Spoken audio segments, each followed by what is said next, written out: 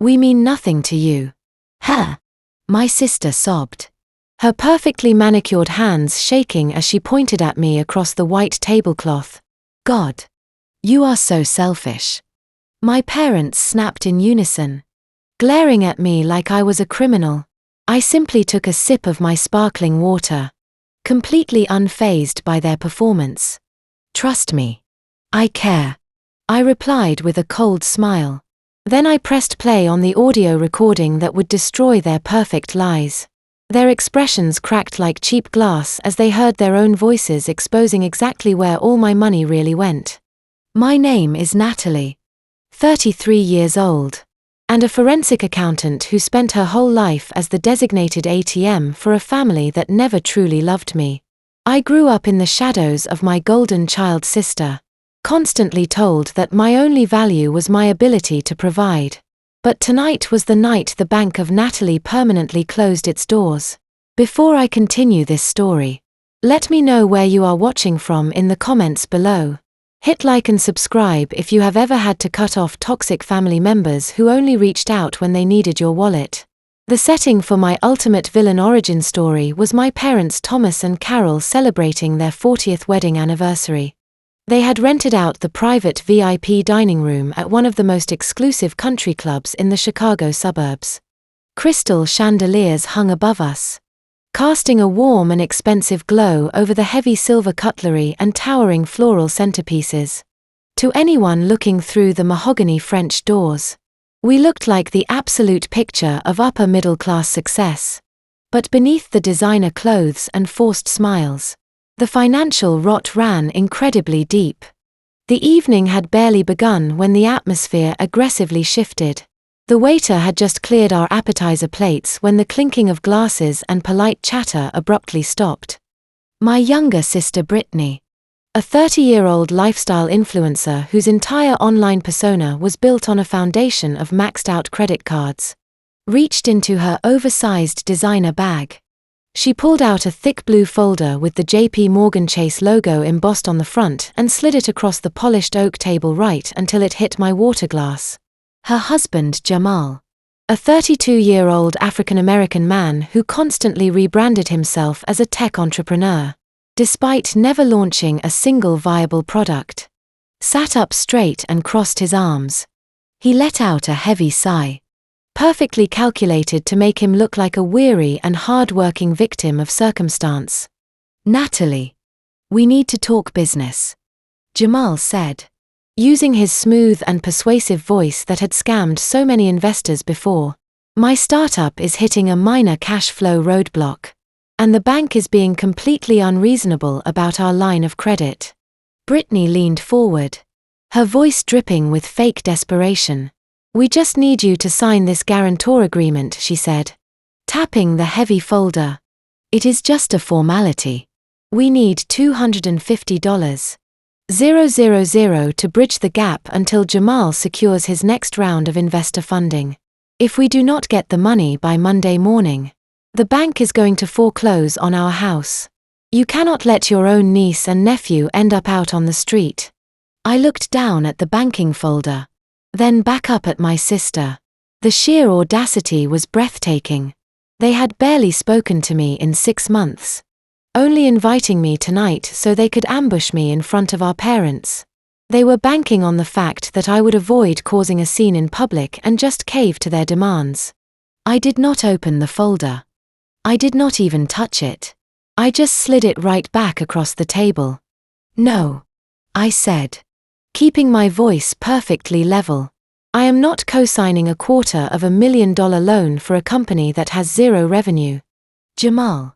The silence that followed was deafening. Jamal clenched his jaw, his smooth facade slipping for a fraction of a second to reveal the anger underneath. Brittany let her eyes well with tears on command, playing the helpless victim. But before either of them could launch into their rehearsed guilt trip, my father Thomas slammed his hand flat on the table. How dare you speak to your brother-in-law that way? He barked, his face flushing dark red. He is family, Natalie. Family helps family when they are struggling. My mother, Carol, immediately chimed in, clutching her pearl necklace. As if my refusal had physically wounded her. "We did not raise you to be this greedy," she hissed. "You will sign those legal papers right now. Or you will answer to me." "Answer to you," I repeated quietly, letting the words hang in the heavy, tense air of the private dining room. The other guests at our large circular table, including my Uncle Dave and Aunt Susan, were now openly staring at us. Their expensive steaks and roasted asparagus were completely abandoned. My mother, Carol, immediately noticed the audience. She thrives on an audience. Seeing the shocked expressions of our extended family, she seamlessly transitioned into her favorite role of the long-suffering sacrificial matriarch. "Yes. Answer to me." My mother projected her voice, ensuring it carried to every corner of the room. She reached into her clutch and produced a tissue, dabbing at eyes that were completely dry. "After everything we sacrificed for you to become this big-shot forensic accountant in Chicago, you treat us like garbage. We gave you everything you have. Natalie. We broke our backs for your success." She paused for dramatic effect, looking around at the relatives to gather their sympathy before delivering what she thought was her finishing blow. "Your father and I literally mortgaged our family home to pay your exorbitant college tuition. We put ourselves in a massive hole of debt, sacrificing our own retirement so you could go to that fancy Ivy League university. We did that for you. And this is how you repay us. By sitting there in your designer clothes and letting your own sister lose her home over a temporary cash flow problem. You are ungrateful." "Natalie." Aunt Susan gasped softly, shaking her head at me in deep disappointment. A few other relatives muttered in agreement, casting judging glances my way. For over a decade, I had allowed my parents to spin this exact narrative at every Thanksgiving, every Christmas, and every family barbecue. I had always bitten my tongue to keep the peace, accepting the role of the selfish daughter who owed her life to her generous parents. But the bank of Natalie was permanently closed and the public relations department was shutting down with it. I did not break eye contact with my mother. "Mortgaged the house for my tuition," I stated, my voice echoing slightly in the quiet room. "Mom, you and Dad did take out a second mortgage on the childhood home 12 years ago. That part is entirely true. The bank records show exactly when the funds were dispersed. But it had absolutely nothing to do with my education." My mother froze the crumpled tissue, halting midair. I turned my attention to the rest of the table, making sure my voice was crystal clear. I was on a full-ride academic scholarship to my university. I explained, watching the realization slowly dawn on Uncle Dave's face. My tuition was fully covered by the school. Furthermore, I worked 3 separate jobs on campus just to cover my own room board and textbooks because my parents told me they could not spare a single dime to help me. I turned my gaze back to my sister Brittany, who suddenly looked incredibly interested in her linen napkin, refusing to look up. "So, let us set the record straight for everyone sitting here tonight." I continued, my tone clinical and precise. "You took out a $120,000 mortgage because Brittany pitched a massive fit about having to take the public bus. You used that home equity money to buy her a brand new white Porsche Cayenne. It was a congratulatory gift for getting accepted into the local community college. A college, by the way, that she dropped out of exactly 3 semesters later to focus on her failing social media career." The silence that blanketed the room was absolute. You could have heard a pin drop on the thick carpet. Uncle Dave slowly put his drink down, turning to look at my father with narrowed eyes. "Is that true, Thomas?" he asked, his voice laced with confusion and anger. "You told me you took that loan out to pay for Natalie's tuition when you asked me to help you cover your property taxes that year." My mother stammered, her face draining of color as the meticulously crafted lie collapsed in real time. Jamal tried to interject, waving his hands to change the subject back to his failing startup. But nobody was paying attention to him anymore. The relatives were doing the math in their heads, realizing they had been fed a completely fabricated story for over a decade. Seeing his reputation as the noble self-sacrificing patriarch completely disintegrate in front of his own siblings. My father snapped. The embarrassment quickly mutated into a dark, volatile rage. Thomas pushed himself up from the table so violently that his heavy wooden chair crashed backward onto the floor. His face turned a dangerous shade of crimson. He leaned his entire body weight over the table, pointing a thick, trembling finger directly inches from my face. The thin veneer of civilization was gone, replaced by the desperate fury of a man who was about to lose everything. His heavy fist slammed down on the white tablecloth with a violent thud, making the crystal wine glasses rattle and tipping over a silver salt shaker. "You think you are so smart, Natalie," my father spat, his voice dropping into a vicious, menacing register that he usually reserved for closed doors. "You think you can just sit there in your tailored suit acting like you are completely untouchable because you have money now? Well, you are not untouchable. You are already in this mess whether you want to be or not." I kept my posture perfectly straight, folding my hands neatly in my lap. "I am not in anything, Thomas," I replied calmly, using his first name to establish that his parental authority meant absolutely nothing to me anymore. "I have not signed a single document for Jamal or his failing company. My personal assets are completely walled off." My father let out a harsh barking laugh that echoed uncomfortably around the private dining room. Uncle Dave flinched, leaning back in his chair. "That is where you are wrong," my father said, wiping a bead of sweat from his forehead. "Jamal did not just walk into JP Morgan Chase off the street and ask for a massive commercial line of credit. He needed a heavyweight financial reference to secure the initial loan terms 6 months ago. The bank needed proof that his LLC had serious backing." A cold, sharp realization began to prickle at the back of my neck. I looked at Jamal, who was suddenly avoiding my gaze, staring intently at his empty plate. "What exactly did you do?" I demanded, my voice dropping an octave, shifting from a daughter refusing a loan to a forensic accountant interrogating a fraudster. Jamal cleared his throat, adjusting his designer tie nervously. "We just needed to get our foot in the door," he mumbled, refusing to look me in the eye. "Startups need leverage. We listed your Chicago accounting firm as our primary financial guarantor and professional reference. We used your firm's letterhead and your professional credentials to vouch for the viability of my tech company. We told the loan officers you were personally overseeing our financial modeling." The sheer audacity of their crime hung in the air. They had not just asked for money. They had actively committed corporate fraud using my name, my firm, and my hard-earned professional reputation as collateral without my consent. "You forged my signature on bank documents," I stated, making sure everyone in the room heard the words clearly. "You committed federal wire fraud and bank fraud."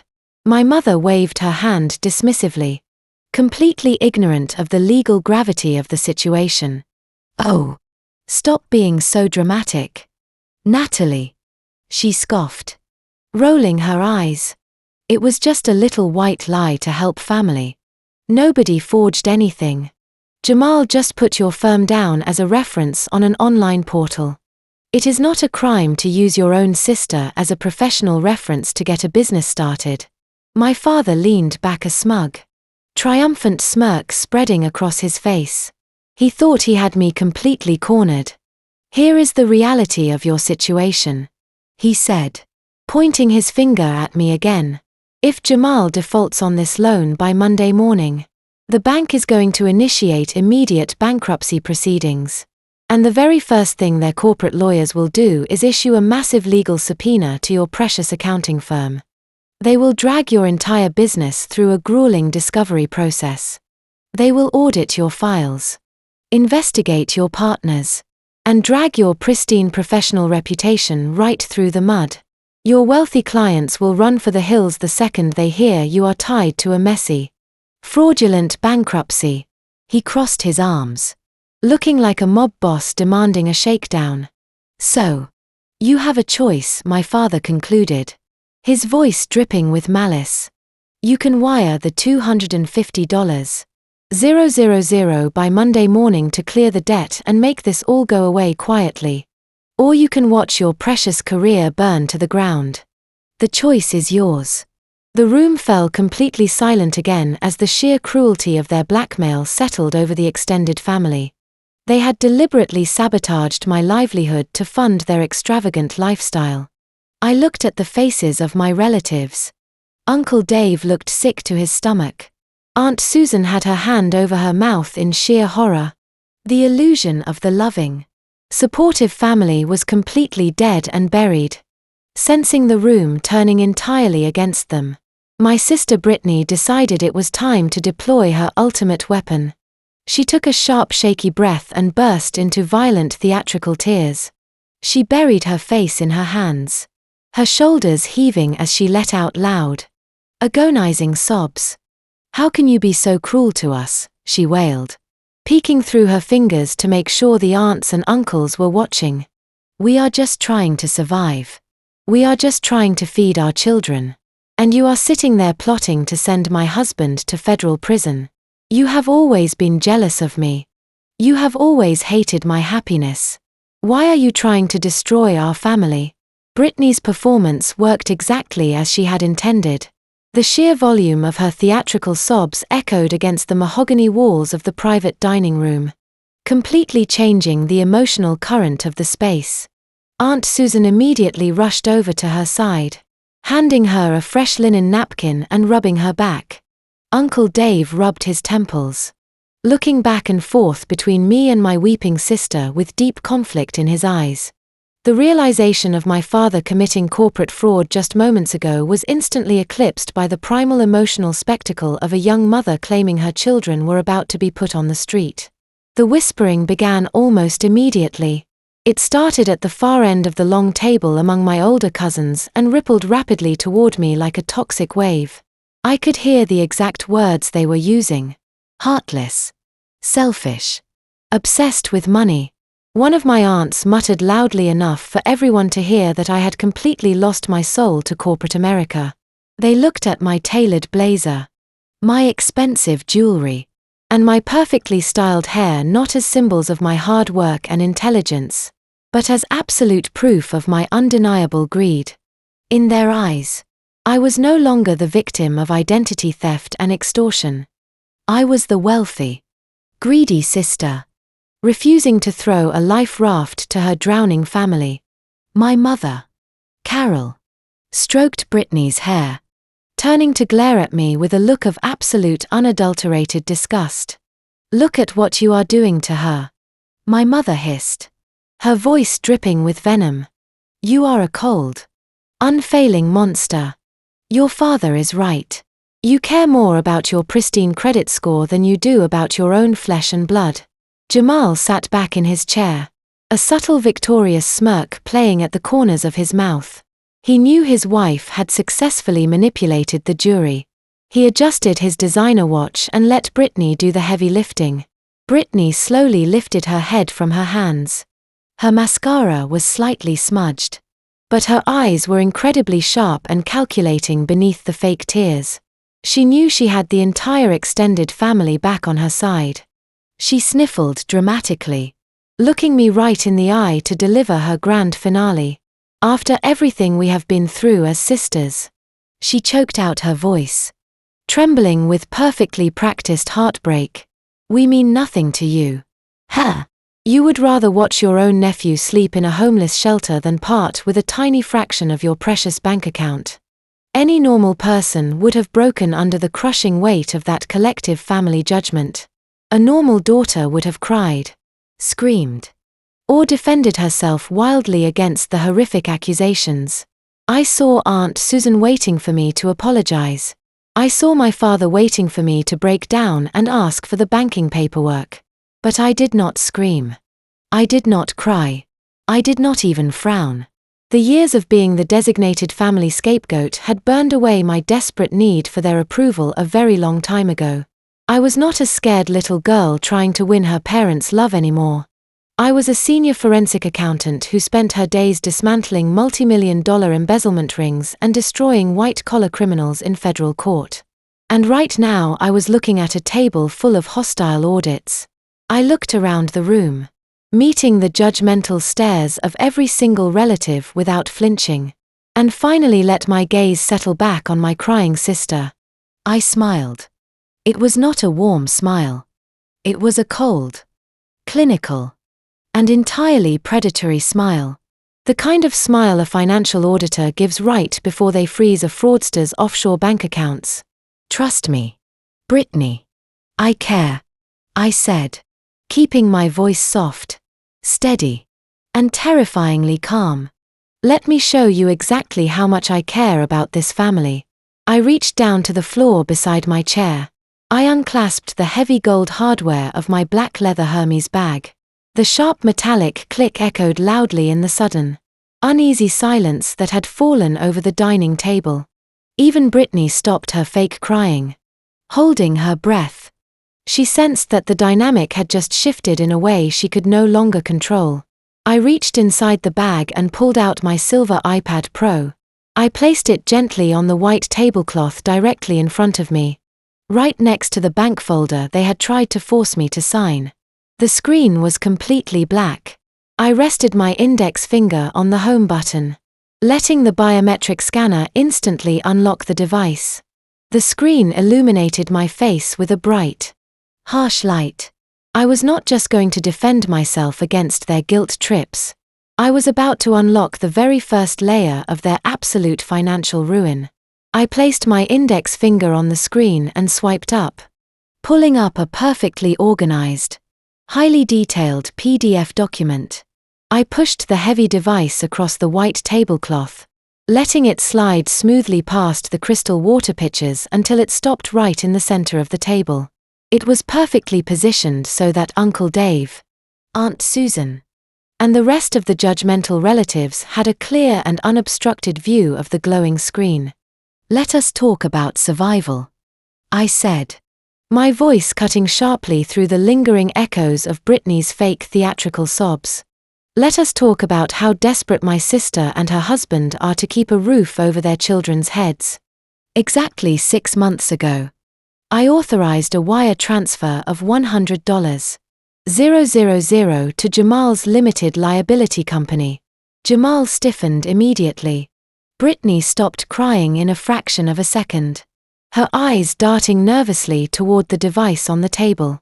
The sudden shift in their body language was incredibly telling. That money, as my father so aggressively reminded everyone just moments ago, was strictly designated for business purposes. I continued keeping my tone entirely clinical. Jamal came to my office and gave me a massive presentation.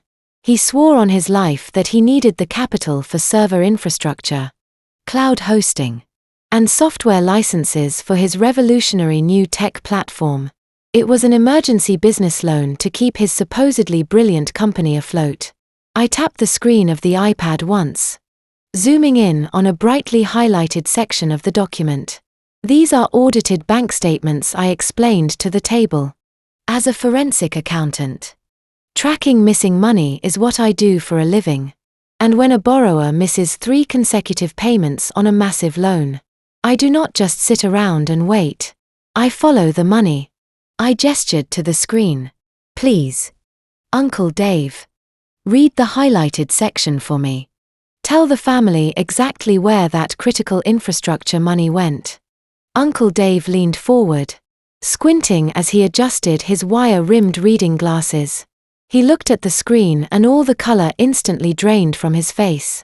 "The Bellagio Hotel and Casino in Las Vegas," he read aloud, his voice thick with a mixture of confusion and rising anger.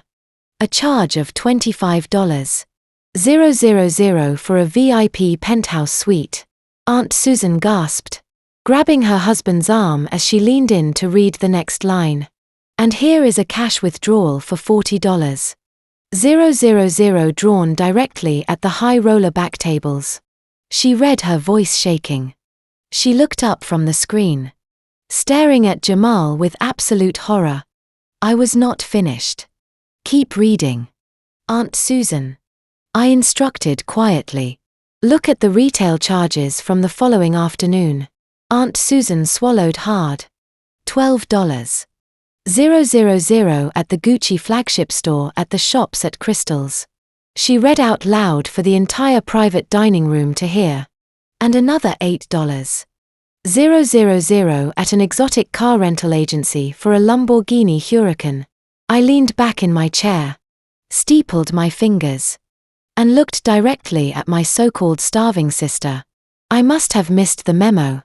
Brittany, I said dryly, letting my gaze drift down to the large, pristine designer handbag sitting on the floor right next to her chair.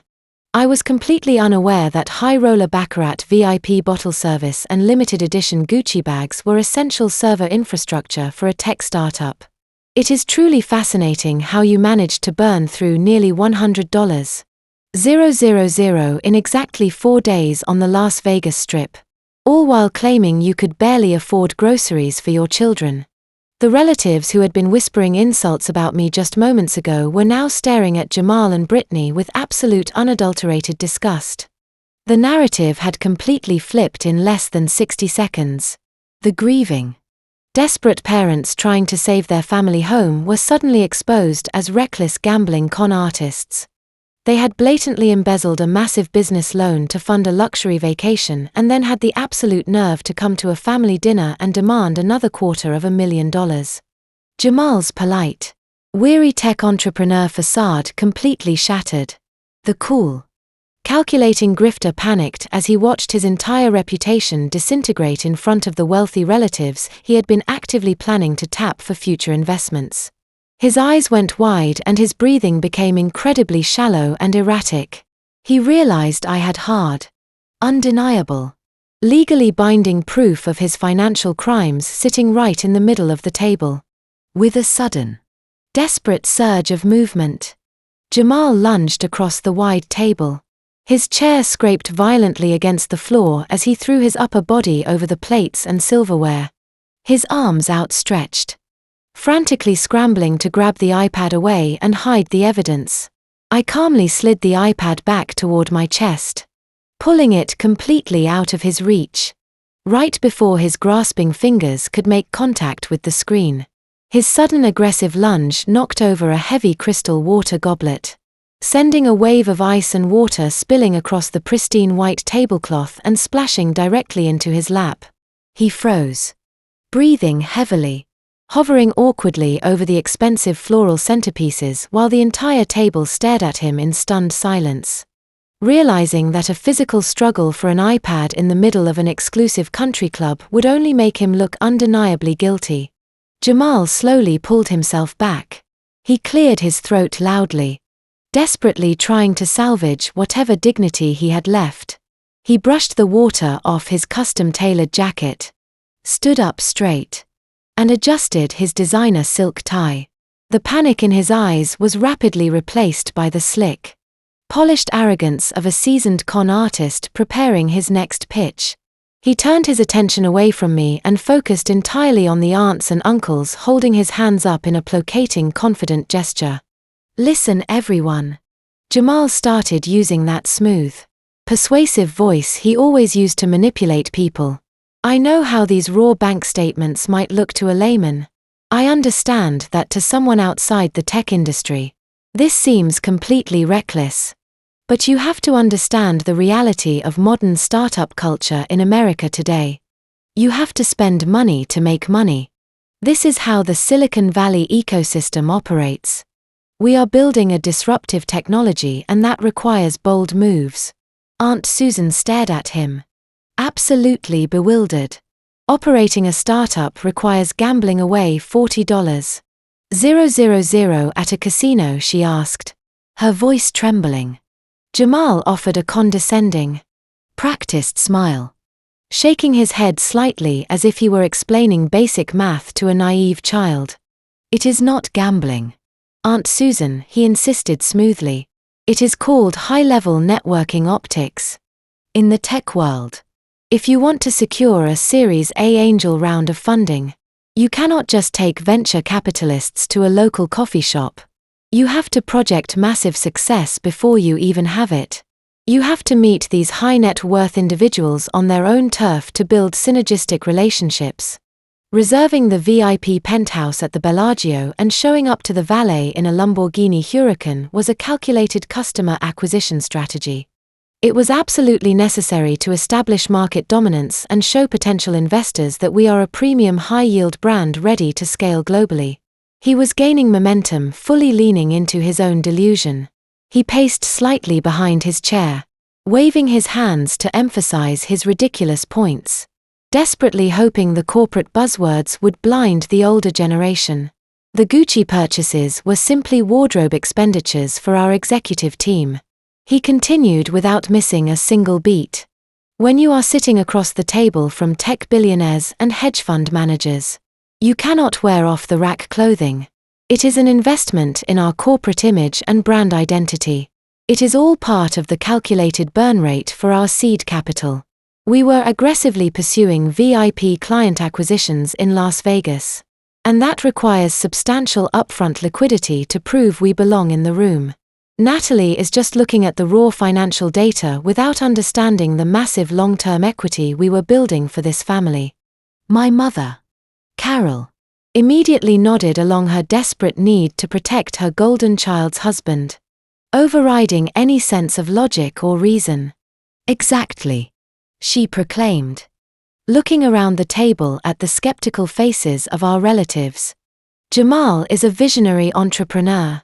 These are just normal business expenses for a high-level corporate CEO. Natalie is just a bin counter trying to embarrass him because she does not understand how the real tech industry works. I let the silence stretch for a long agonizing moment. I looked at Jamal, who was standing tall, adjusting his cuffs, looking incredibly proud of the web of jargon he had just spun. He really thought he had confused the older relatives enough to cast doubt on the cold, hard facts sitting on my screen. He thought he could gaslight an entire room of people just by throwing around words like scaling and equity. I did not raise my voice. I did not stand up or wave my arms around. I just looked directly into his eyes and mathematically dismantled his entire pathetic defense in 3 simple sentences. First, legitimate angel investors do not sign binding financial term sheets at a baccarat table, and designer handbags are not tax-deductible server infrastructure. Second, your supposed tech platform has 0 lines of code, 0 beta testers, and a burn rate of $25,000 a day on luxury vacations, which means your actual customer acquisition cost is mathematically infinite. Third, you claim you were aggressively pursuing high net worth investors in Las Vegas. Yet my audit shows your company website went completely offline yesterday morning because you could not afford a $14 domain name renewal fee. Jamal opened his mouth to speak, but absolutely no sound came out.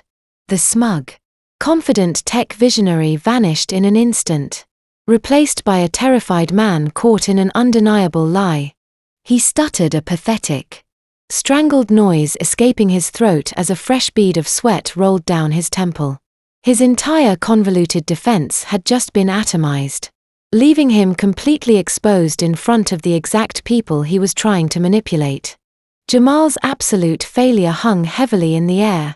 The confident tech visionary had been completely silenced by basic math and undeniable facts. He stood there frozen, his mouth slightly open, looking like a man who had just watched his entire future go up in flames. Brittany stared at her husband, her face rapidly twisting from shock into pure, unadulterated rage. She realized in that exact moment that the smooth-talking CEO mask Jamal wore so well was gone forever. With her husband rendered completely mute and useless, Brittany knew she had to seize control of the narrative immediately before the extended family turned their backs on them for good.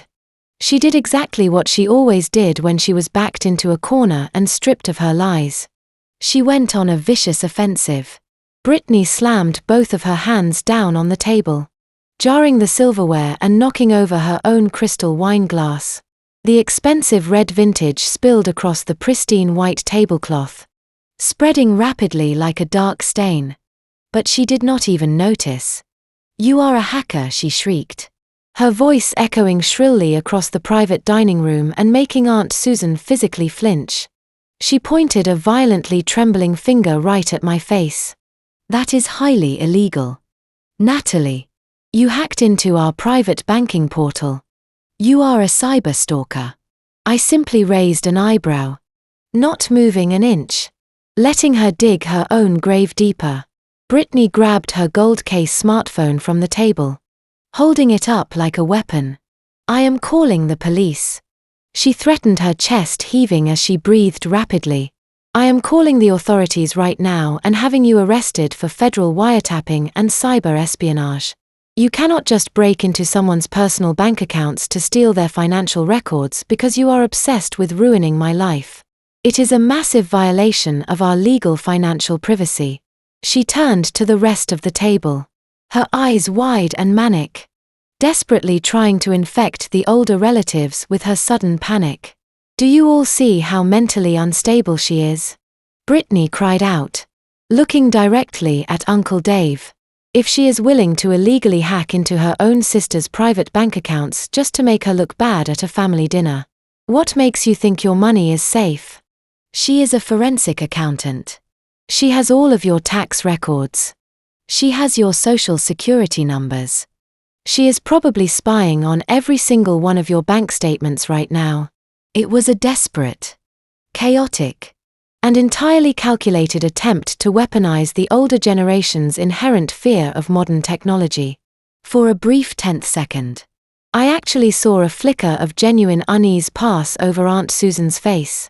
The terrifying idea of a rogue financial auditor secretly rummaging through their private retirement funds was unsettling. Even if the accusation was coming from a proven liar, Brittany saw that tiny flicker of doubt in our aunt's eyes and leaned into it with everything she had left. "She is a literal criminal," Brittany sobbed, clutching the phone to her chest and stepping away from the table as if I were about to physically attack her. "She invaded my home. She invaded my financial privacy. And she manipulated those digital documents to frame us because she has always been deeply jealous of my marriage and my children." I did not bother interrupting her hysterical rant.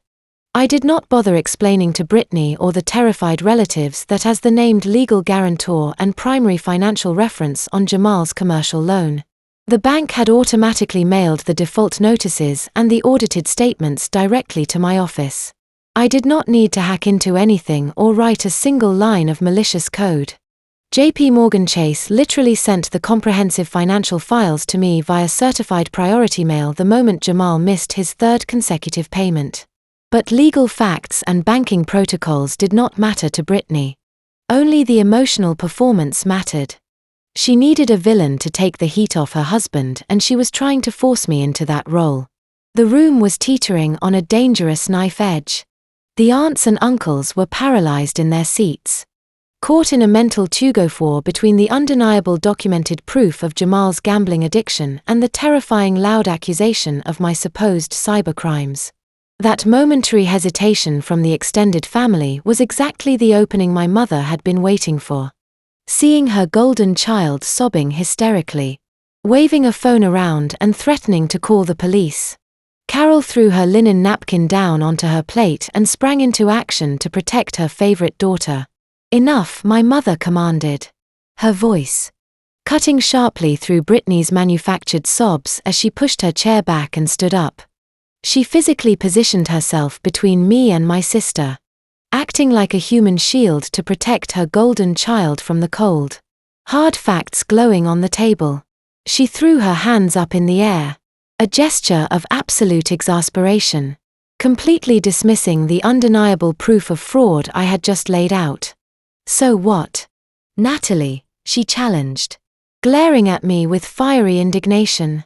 "So what if they made a few mistakes in Las Vegas? The money is gone. It is already spent." The absolute casualness with which she brushed aside a $100 000 embezzlement was staggering. She did not express a single ounce of shock or disappointment at Jamal gambling away a fortune or Brittany buying designer bags with borrowed business funds. Instead, she immediately went to work minimizing their crimes. You are obsessing over petty accounting details when your own family is standing on the edge of a cliff. Carol lectured, her tone shifting from defensive to aggressively moralistic. She looked around the room, making sure Uncle Dave and Aunt Susan were paying close attention to her performance. They are young. They got excited about their new business venture and they made a few foolish financial choices. Who in this room has not made a mistake when they were young and ambitious? Bringing up past receipts does not change the reality of the present situation.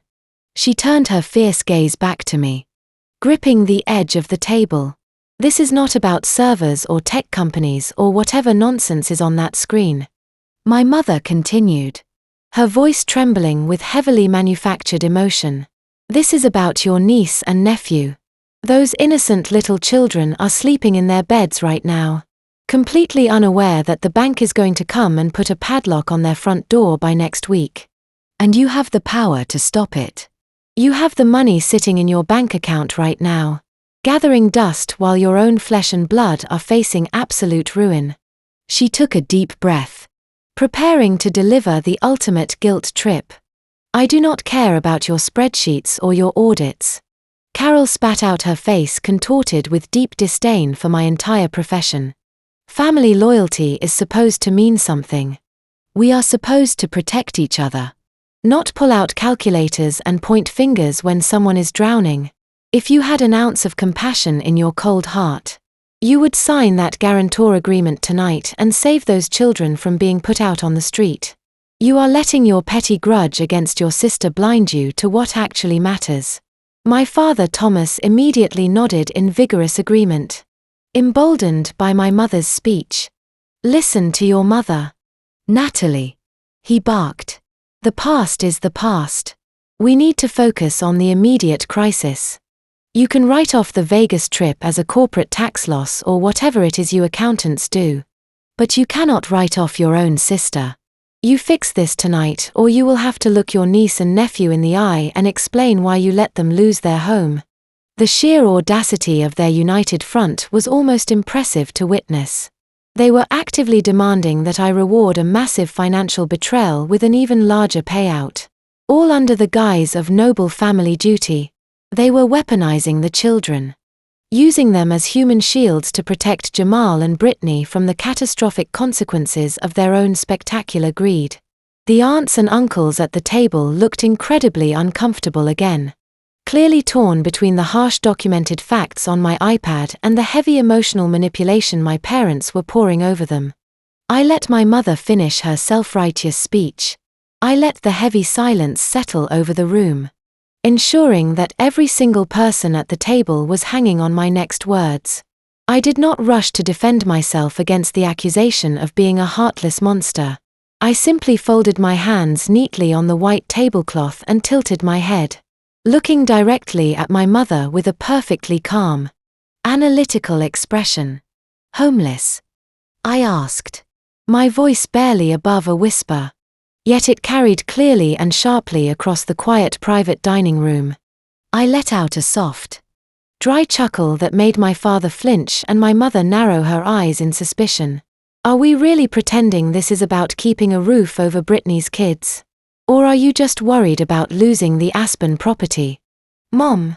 The collective gasp from the extended family was audible. Aunt Susan dropped her heavy silver fork onto her china plate with a loud clatter. The relatives who had just been dragged through the emotional wringer of Brittany's fake tears and Jamal's Las Vegas gambling revelations were suddenly hit with a completely new shockwave. The narrative of my poor struggling parents sacrificing everything for their children shattered completely. Uncle Dave leaned forward, his face turning a dangerous shade of red. He looked directly at my mother, completely ignoring me. What Aspen property? Carol, he asked, his voice low and dangerously quiet. What is she talking about? My mother opened her mouth, but for the first time all evening, no words came out. She looked at my father, panic flashing in her eyes. Allow me to clarify for everyone, I said, keeping my tone perfectly conversational as if I were discussing the weather rather than exposing a massive family conspiracy. Last month, while my parents were crying poverty to the entire family and claiming they could not afford to replace their broken water heater, they were secretly closing on a luxury ski and ski-out cabin in Aspen, Colorado. 4 bedrooms, VAT ceilings, a heated driveway, and a panoramic view of the mountains. It is a stunning piece of real estate. Really. I looked directly at Uncle Dave, knowing exactly how to turn the knife. I believe it was right around the same time they asked you for a $10,000 personal loan to cover their property taxes here in Chicago. The same taxes my father claimed he could not pay because he had sacrificed his retirement for my college tuition. A tuition, as we established, that he never actually paid. Uncle Dave slowly turned his head to look at my father. The betrayal radiating from him was palpable. You asked me for that money with tears in your eyes, Thomas, Uncle Dave whispered, his hands gripping the edge of the table so tightly his knuckles turned white. You sat in my living room and told me you were drowning in debt. My father exploded. It was a violent, cornered reaction of a man whose entire carefully constructed life of lies was collapsing around him. He slammed both of his hands onto the table, leaning forward with a look of pure hatred directed entirely at me. She is lying, Thomas roared, spit flying from his lips. She is a vindictive, pathological liar. She is making all of this up to distract you from the fact that she is letting her sister go bankrupt.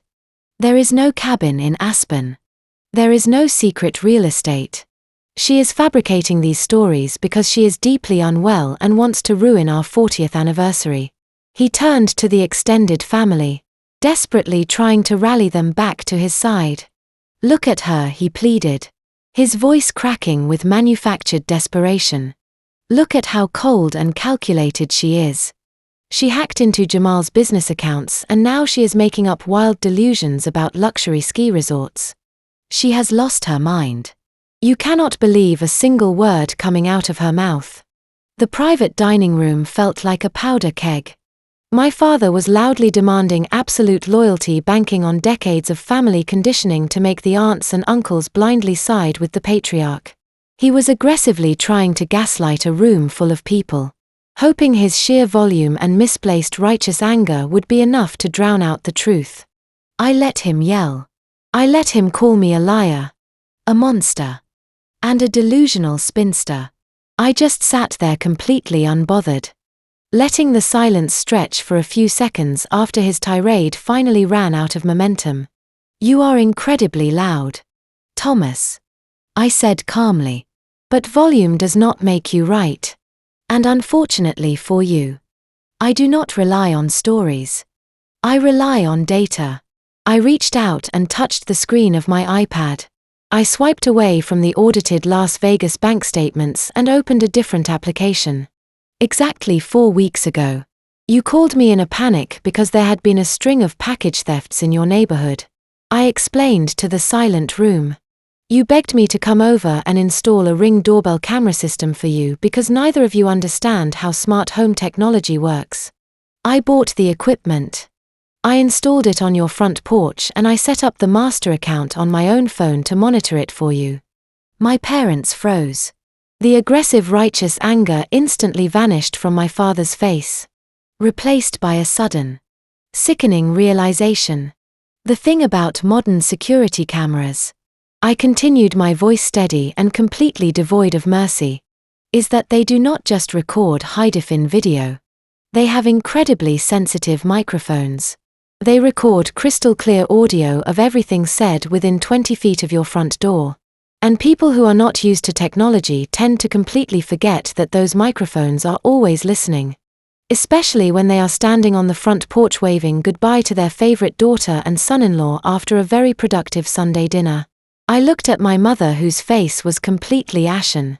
I looked at Jamal and Brittany, who were staring at the iPad as if it were an unexploded bomb. Let us hear what the actual truth sounds like, I said. I pressed play on the audio file. A sharp electronic chime signaled the beginning of the video clip. Because the iPad was sitting flat on the table, the screen was facing the ceiling. But the audio was all that mattered. The high-defin speakers projected the sound with terrifying clarity. First, there was the distinct crunch of expensive leather shoes walking across the gravel driveway of my parents' suburban home. Then my father's booming jovial laugh filled the private dining room. It was not the angry cornered bark he had been using tonight. It was the relaxed deep-belly laugh of a man who thought he had just pulled off the perfect heist. My mother's voice drifted through the speaker's neck, sounding incredibly light and carefree. That roast was absolutely delicious. She chirped on the recording. You really outdid yourself today, Brittany. I watched my mother sitting across the table. Her jaw was tightly clenched and her face had drained to a sickly pale grey. She looked like she wanted the floor to open up and swallow her whole. Then the unmistakable arrogant voice of Jamal cut through the ambient street noise on the tape. He did not sound like a desperate startup founder fighting for his family's survival. He sounded like a victorious predator. You guys played her perfectly at dinner, Jamal said on the recording, his voice dripping with absolute condescension. I almost felt bad for her for a second. My sister Brittany let out a sharp, cruel giggle that echoed around the silent country club dining room, completely destroying the illusion of the weeping, terrified mother she had played just moments before. Oh, do not feel bad for her baby, Brittany's recorded voice sneered. She has more money than she knows what to do with. She sits in that boring office all day. She practically owes us this payout for having to deal with her insufferable personality. At the table, Brittany's eyes were blown wide with sheer terror. She looked rapidly between Uncle Dave, Aunt Susan, and the other relatives, watching their faces morph from shock into profound disgust. The mask was completely off. Her own voice had just convicted her. The recording continued, delivering the fatal blow. Jamal cleared his throat on the tape, shifting into the businesslike tone of a criminal. Dividing up the spoils. Just stick to the script for the anniversary dinner, Jamal instructed my parents clearly. Tell the stupid accountant we are losing the house. Play up the angle about the kids being put out on the street. She will cough up the $250. 000. She is so desperate for your approval. She will sign anything. Once the wire transfer clears, you close on the Aspen cabin. We get the new Tesla and everyone wins. My father's recorded voice chuckled in agreement. Just make sure the JP Morgan Chase folder looks convincing. Jamal. You know how she is with her little accounting details. A heavy car door slammed shut on the recording. An engine revved to life, tires crunched over the gravel. And then the audio file ended with a soft final electronic click. I reached forward and calmly locked the iPad screen, plunging the device back into darkness. The atmosphere inside the VIP dining room underwent a catastrophic shift. The air conditioning suddenly felt freezing. Nobody moved. Nobody took a breath. The sheer calculated malice of what they had just heard was too massive to immediately process. My parents and my sister had not just made a financial mistake. They had spent weeks meticulously plotting to extort $250,000 from me to buy luxury cars and ski resort vacation homes, all while planning to weaponize my own niece and nephew as emotional leverage. I looked at Uncle Dave. His hands were shaking uncontrollably where they rested on the white tablecloth. The betrayal he felt was radiating off him in waves. He had genuinely believed his brother was a hard-working, struggling family man. Now he knew Thomas was nothing more than a greedy manipulator willing to destroy his own daughter for a ski cabin. Aunt Susan was no longer looking at Brittany with pity. She was looking at her like she was a venomous snake.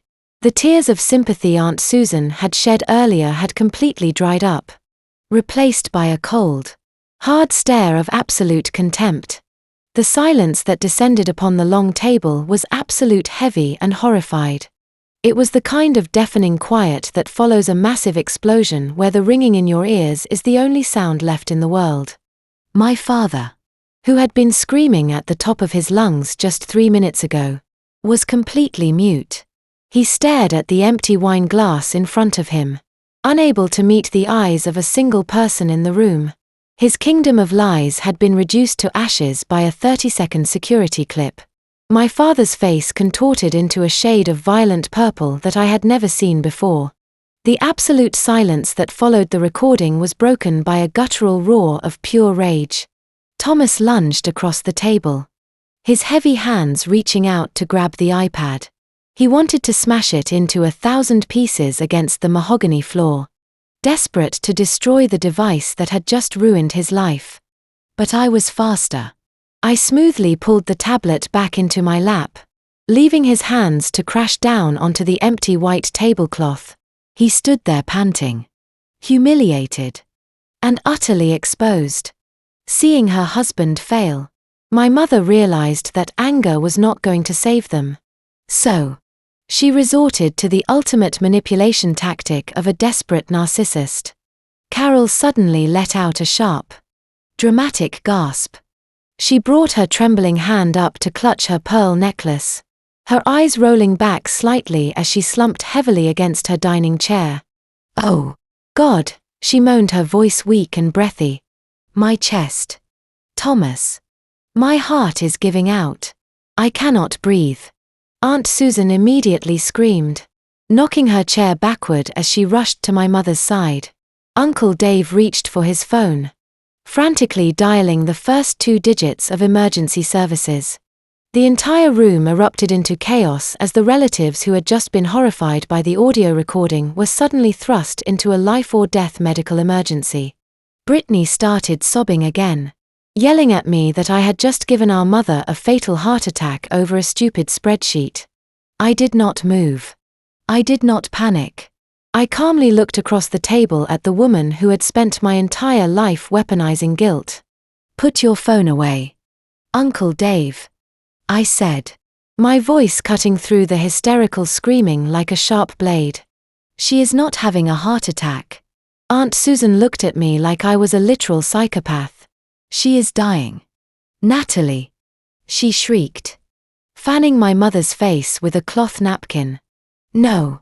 She is putting on a community theater performance because she got caught committing wire fraud," I corrected firmly. I pointed a steady finger at my mother's left wrist, which was resting dramatically against her chest. "Mom," I said, making sure the entire table was listening. "The bright digital screen of your smartwatch is glowing right now. It is actively tracking your vitals. Your heart rate is currently sitting at a perfectly calm, resting 72 beats per minute. You are not experiencing a cardiac event. You are just embarrassed." Aunt Susan froze. She looked down at my mother's wrist. The illuminated numbers on the watch completely betrayed the performance.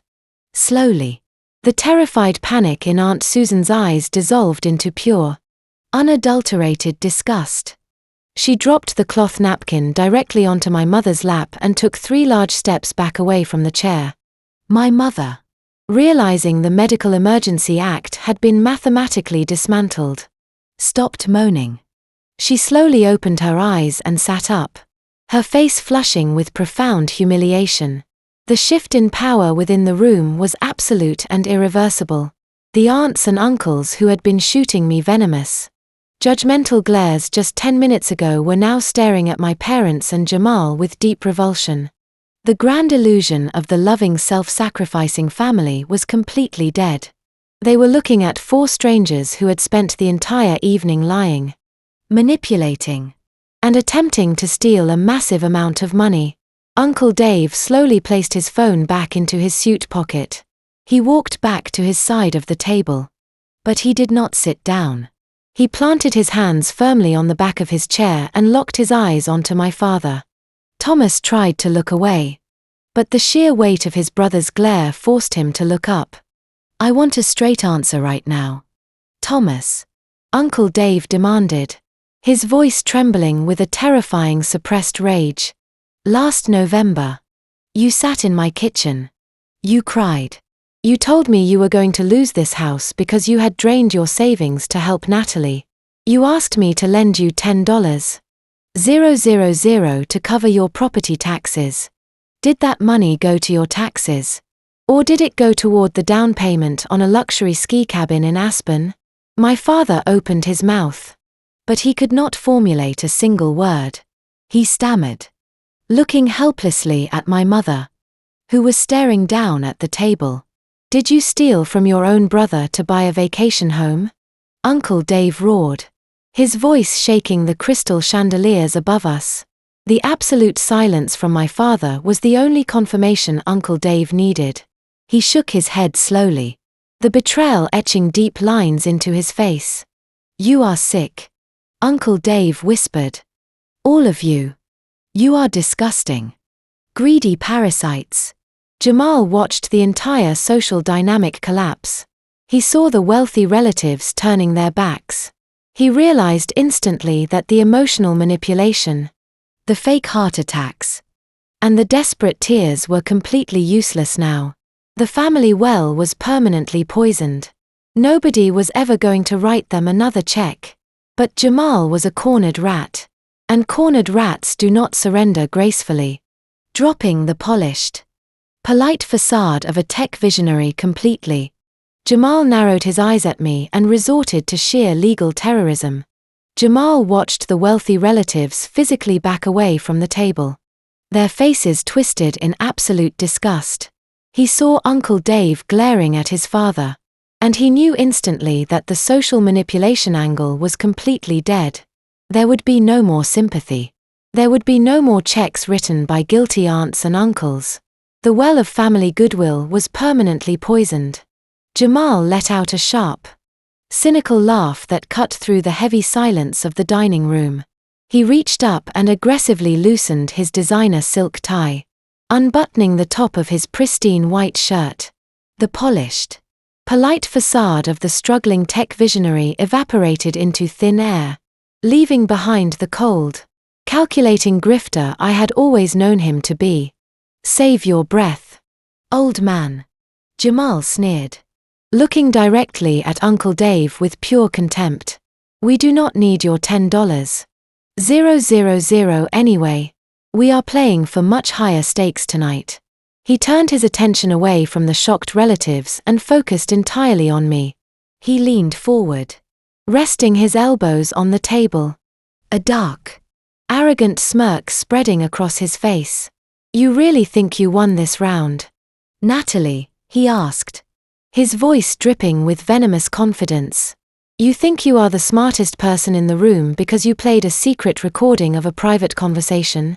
You thought you could just press a button, embarrass us in front of the family, and walk away clean. I did not flinch, keeping my eyes locked on his.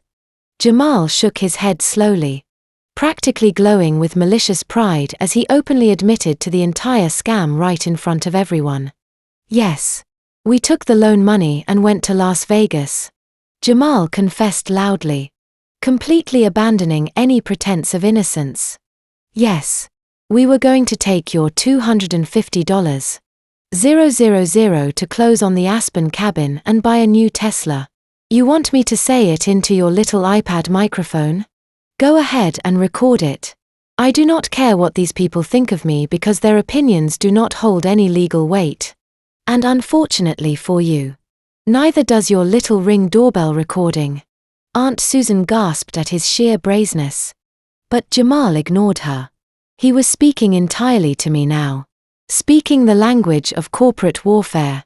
You are a senior forensic accountant, Natalie, Jamal mocked, tapping his finger against his temple.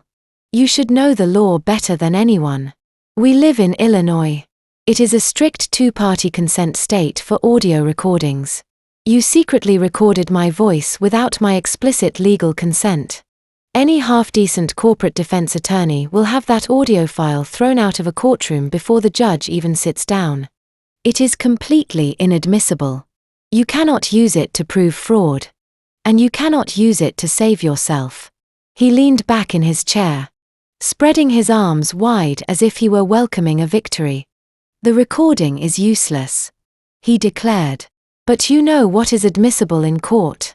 You know what the federal bankruptcy judge and the JP Morgan Chase lawyers will look at. He pointed sharply at the blue banking folder sitting next to my iPad. They are going to look at the official legally binding commercial loan application, Jamal said, his voice dropping into a menacing register. The application that clearly lists your prestigious multi-million-dollar Chicago accounting firm as the primary financial guarantor and professional reference for my LLC. The banking system does not care about family drama, Natalie. They do not care about who bought what in Las Vegas. They only care about the names on the paperwork, and your name is permanently attached to my sinking ship. The sheer terrifying reality of his legal threat hung heavily in the air. He was entirely correct about the bureaucratic nightmare of corporate banking. The loan officers would not care about the audio recording. They would only care about recovering their money, and they would ruthlessly target the deepest pockets associated with the account. My firm. Jamal saw that I was remaining silent, and he mistook my quiet observation for fear. He decided to twist the knife, delivering his final catastrophic ultimatum. Here is exactly what is going to happen. Jamal promised, a cruel, triumphant smile stretching across his face. You are going to authorize that wire transfer to my account by Monday morning. You are going to pay the $250,000 as a quiet little hush money settlement, because if you do not, I am going to intentionally default on my loan. I will not pay them a single cent. I will willingly drive my own LLC straight into a messy public bankruptcy.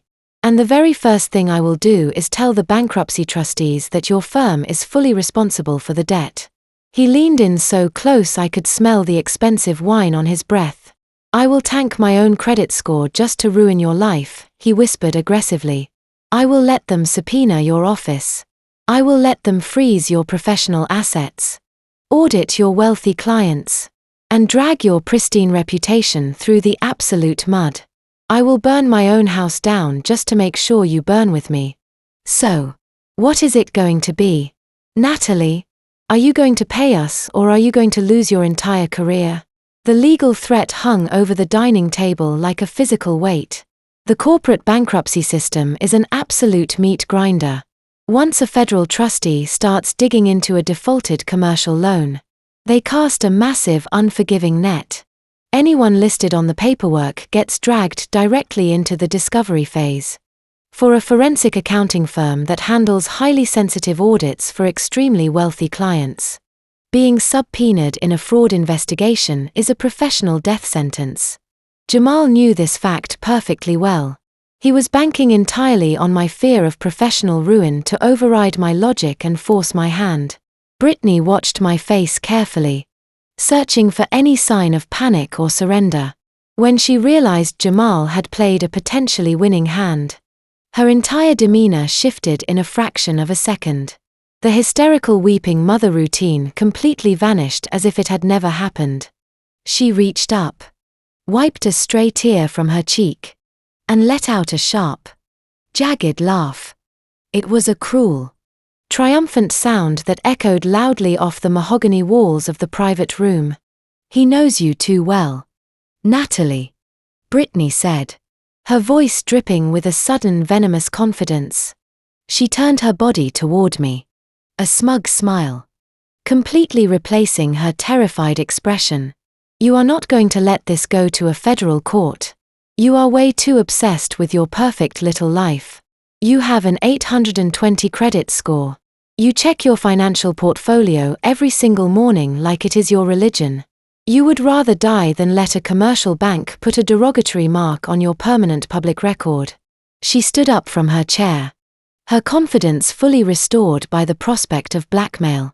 Brittany walked slowly behind her seat, gripping the wooden back as she delivered a psychological assessment of my character to the entire room. You see, she announced loudly to Uncle Dave and Aunt Susan, Natalie has spent her entire life trying to be the perfect, flawless professional to prove she is better than us. She lives in a pristine downtown penthouse. She wears immaculate tailored suits. She absolutely cannot handle failure.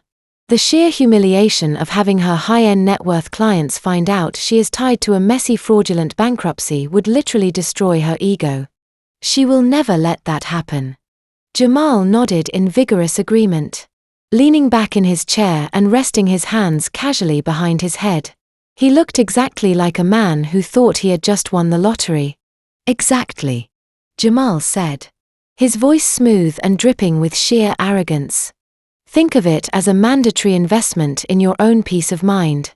Natalie, you write the check. We pay off the JP Morgan Chase line of credit. And this entire ugly problem disappears into thin air. We close the limited liability company quietly. No federal audits.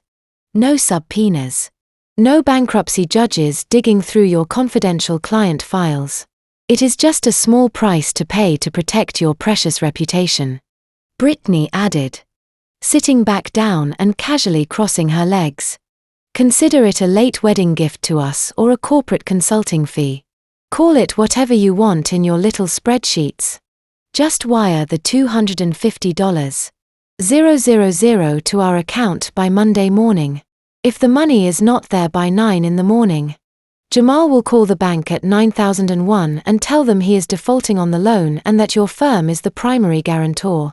The sheer naked extortion was breathtaking to witness. They were no longer pretending to be innocent victims of a failing startup. They were openly demanding $250,000 in hush money right in front of our entire extended family. They had weaponized my own hard work, my pristine reputation, and my flawless credit history against me.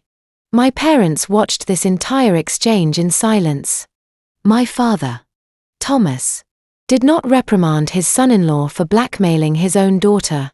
My mother, Carol, did not gasp in horror at Brittany's cruelty. Instead, a slow, sickening look of relief washed over my father's face. He realized that Jamal had found the ultimate leverage. They genuinely believed they had backed me into a corner with absolutely no way out. Aunt Susan looked at me with deep, profound pity. Uncle Dave shook his head, looking completely defeated by the sheer evil of his own brother's family. They all thought Jamal had checkmated me. They all thought I was trapped by my own success, forced to pay a massive ransom just to survive the week. I let the heavy silence settle over the room once again. I looked at Jamal, who was smiling like a victorious king. I looked at Brittany, who was adjusting her designer jewelry, completely satisfied with her extortion plan. And I looked at my parents, who were eagerly waiting for me to surrender and pull out my checkbook. I did not sigh. I did not shake my head in defeat. I did not ask them for banking details or wiring instructions. Instead, I slowly reached out across the white tablecloth. My hand was perfectly steady. I picked up my crystal wine glass by the delicate stem. I brought it to my lips, maintaining direct, unwavering eye contact with Jamal, and took a slow, deliberate sip of the expensive red wine. I was completely, utterly unbothered. I lowered the crystal wine glass from my lips and gently placed it back onto the white tablecloth. The faint sharp clink of the glass against the wood was the only sound in the dead silence of the room. I did not look scared. I did not look defeated. I slowly pushed my chair back and stood up to my full height. I took a deliberate moment to casually smooth out the invisible wrinkles in my tailored blazer, adjusting my silk cuffs with meticulous precision. Every single eye in the private dining room was locked on me. Jamal's triumphant smile faltered for the very first time. The absolute lack of panic in my body language was actively destroying his carefully constructed illusion of power. You both have a catastrophic misunderstanding of what it is I actually do for a living. I began keeping my voice low, steady, and commanding. My words resonated in the quiet room, carrying the heavy weight of a judge about to deliver a final sentence. You seem to think I am just a glorified bookkeeper. You think I sit in a grey cubicle, punch numbers into a calculator, and obsess over my credit score like a terrified, helpless civilian. I took a slow step away from my chair, pacing slightly so I could look directly at my parents, then at my sister, and finally settling my unwavering gaze back on Jamal. I am a senior forensic accountant. Jamal. I do not do personal taxes. I do not balance petty cash drawers. I dismantle multi-million-dollar corporate fraud syndicates for a living. I hunt down hidden offshore assets for federal bankruptcy courts. I build airtight financial structures that protect high-net-worth individuals from greedy, manipulative predators. Exactly like you. I spend 60 hours a week outsmarting white-collar criminals who are infinitely more intelligent, more resourceful, and vastly more dangerous than a fake tech bro who cannot even afford a $14 website domain renewal. Aunt Susan let out a quiet, trembling breath, completely mesmerized by the absolute shift in the power dynamic. Jamal swallowed hard, his prominent Adam's apple bobbing nervously in his throat. He tried to maintain his aggressive posture, but his eyes betrayed a sudden spiking terror. He was slowly realizing he had drastically underestimated his opponent. Did you honestly believe, I continued, taking a step closer to his side of the table, that I would blindly allow my professional name and my firm to be attached to a commercial loan application without taking absolute control of the situation? Did you really think you were an untouchable mastermind because you logged into a banking portal and typed my name into a guarantor box? I have government-grade identity monitoring attached to my social security number. My security team was alerted the exact second you initiated that soft credit pull 6 months ago. My sister Brittany gripped the edge of the table, her manicured fingers turning bone white. She opened her mouth to speak, to launch another hysterical accusation, but her voice completely failed her. The reality of her husband's incompetence was crushing her. I knew about the commercial loan before the underwriting department even reviewed your initial paperwork. I told them, dropping the ultimate reality check onto their heads. I have known exactly who you are since the day Brittany married you. Jamal. I watched you scam your college friends. I watched you slowly bleed my parents dry with your endless fake business pitches. I knew with absolute mathematical certainty that this exact scenario was going to happen. I knew you would eventually run out of other people's money. And I knew you would try to drag my firm into the mud to save yourself. I spent years anticipating this exact betrayal. My father, Thomas, gripped his chest, genuinely struggling to process the massive scale of his own miscalculation. They had walked right into a perfectly laid, inescapable trap, completely blind to the reality of the situation. I did not just sit back and let you commit corporate identity fraud. I said, my voice dropping to a cold whisper, I intercepted your banking application. I contacted the senior commercial loan officers directly. I did not just sign my name as a blind reference. I restructured your entire debt profile before the bank ever gave you a single cent. I built a financial cage entirely around you. And you were too arrogant to even read the fine print before you took the money to the casino. I turned back to my chair and reached into my heavy black leather Hermes bag one final time. I bypassed the glowing iPad. My hand closed around something much more substantial. I pulled out a thick, heavy certified legal binder. The crisp white cover bore the embossed golden seal of a federal notary public and the bold blue logo of my accounting firm. I lifted the heavy binder high enough for everyone to see and dropped it squarely onto the center of the table. The loud, heavy thud made my mother physically jump in her seat. I reached out and unclasped the heavy silver rings of the binder. The sharp metallic snap echoed loudly in the silent room. I flipped past the title page and pulled out a thick stack of crisp watermarked legal documents. The paper was heavy. The kind of premium stock reserved for high-level corporate contracts and federal court filings. I slid the stack of documents across the smooth white tablecloth. They glided perfectly, coming to a stop directly in front of Jamal's plate. Go ahead and read it. Jamal. I instructed, my voice completely devoid of emotion. I know you did not bother to read it 6 months ago when you were so desperate to get your hands on my money. You just flipped to the last page and blindly signed your name because you thought you were outsmarting a naive, overly generous sister. Jamal stared at the documents like they were radioactive. He hesitated. But the sheer weight of the silence in the room forced him to act. He slowly reached out and picked up the top packet. Brittany immediately leaned over his shoulder, her eyes darting nervously across the dense legal text.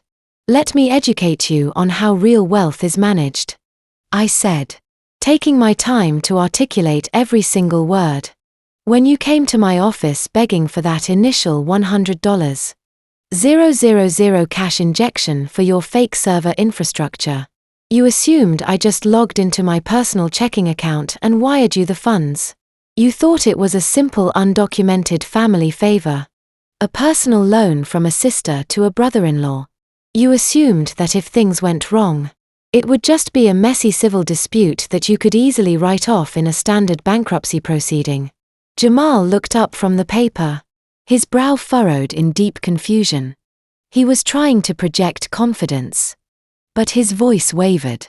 "It was a personal wire transfer," he argued defensively. "I saw the routing number. It came directly from your account." I shook my head slowly, offering him a smile that was entirely lacking in warmth. "That is where your sheer financial illiteracy betrays you, Jamal. The routing number you saw did not belong to my personal checking account. It belonged to the Horizon Wealth Management Irrevocable Investment Trust."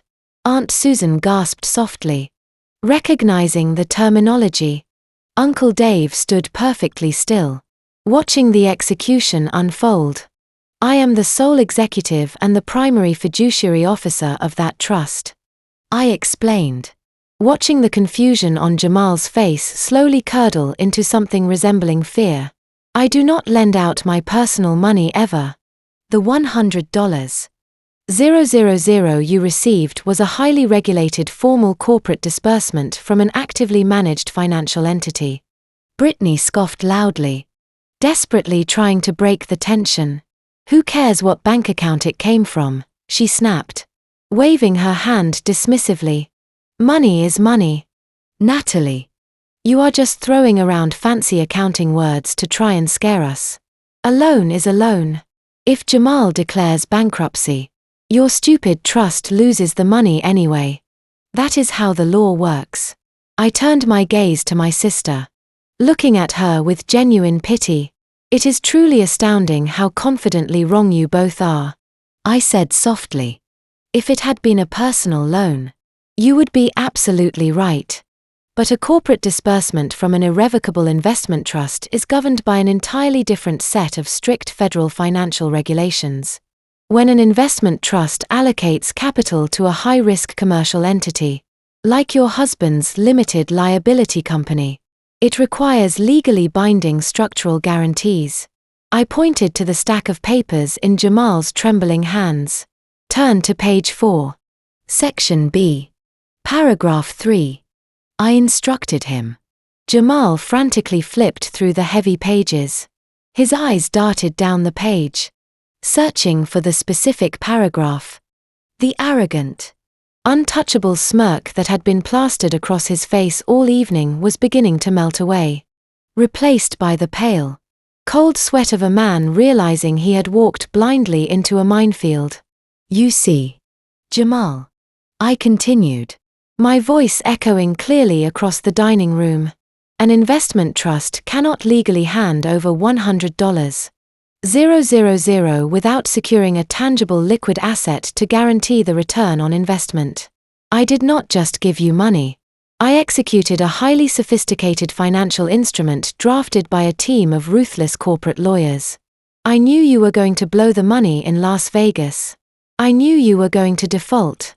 So, I structured the initial capital injection not as a standard loan, but as a secured asset forfeit agreement." Jamal's eyes locked onto the dense legal jargon in the middle of page 4. The color completely drained from his face, leaving him looking sickly and hollow. His hands began to shake violently, making the crisp, heavy paper rattle in the quiet room. The smug, victorious tech entrepreneur was dead.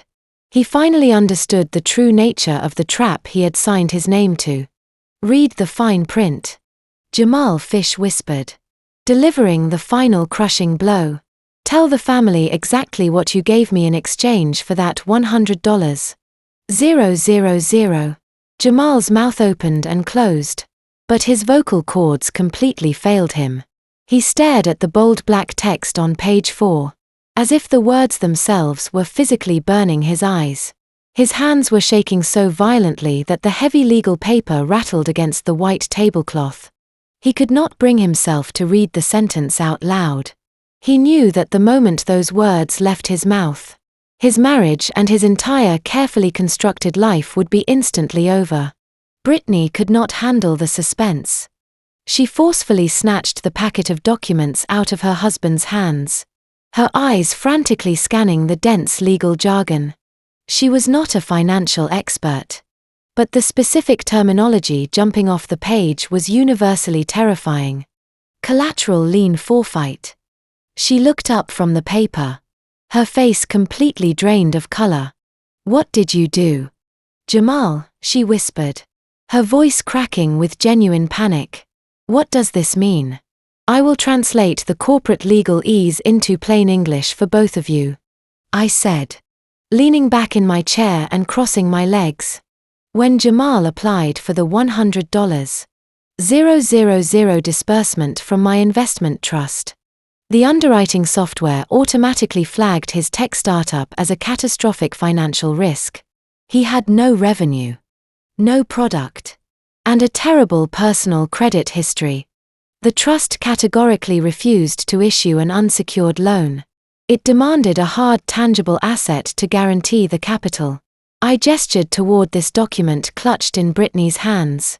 "To get his hands on that money, Jamal signed a commercial pledge agreement. He legally leveraged the entire equity of your primary residence, the house you and your children sleep in every single night, as collateral against the success of his fake tech company." The private dining room erupted into absolute chaos. Aunt Susan let out a horrified shriek, covering her mouth with both hands. Uncle Dave swore loudly, slamming his hand against the back of his chair.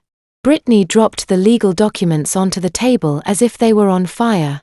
She turned to Jamal, her eyes wide with absolute fury and terror. "You put a commercial lien on our house," she screamed, grabbing his arm and shaking him violently. "You bet our children's home on a fake business without even telling me."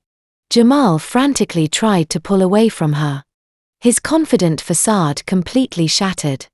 "I had to do it," he pleaded, his voice high-pitched and desperate. "We needed the seed money, and she was never supposed to call the loan in. We are family.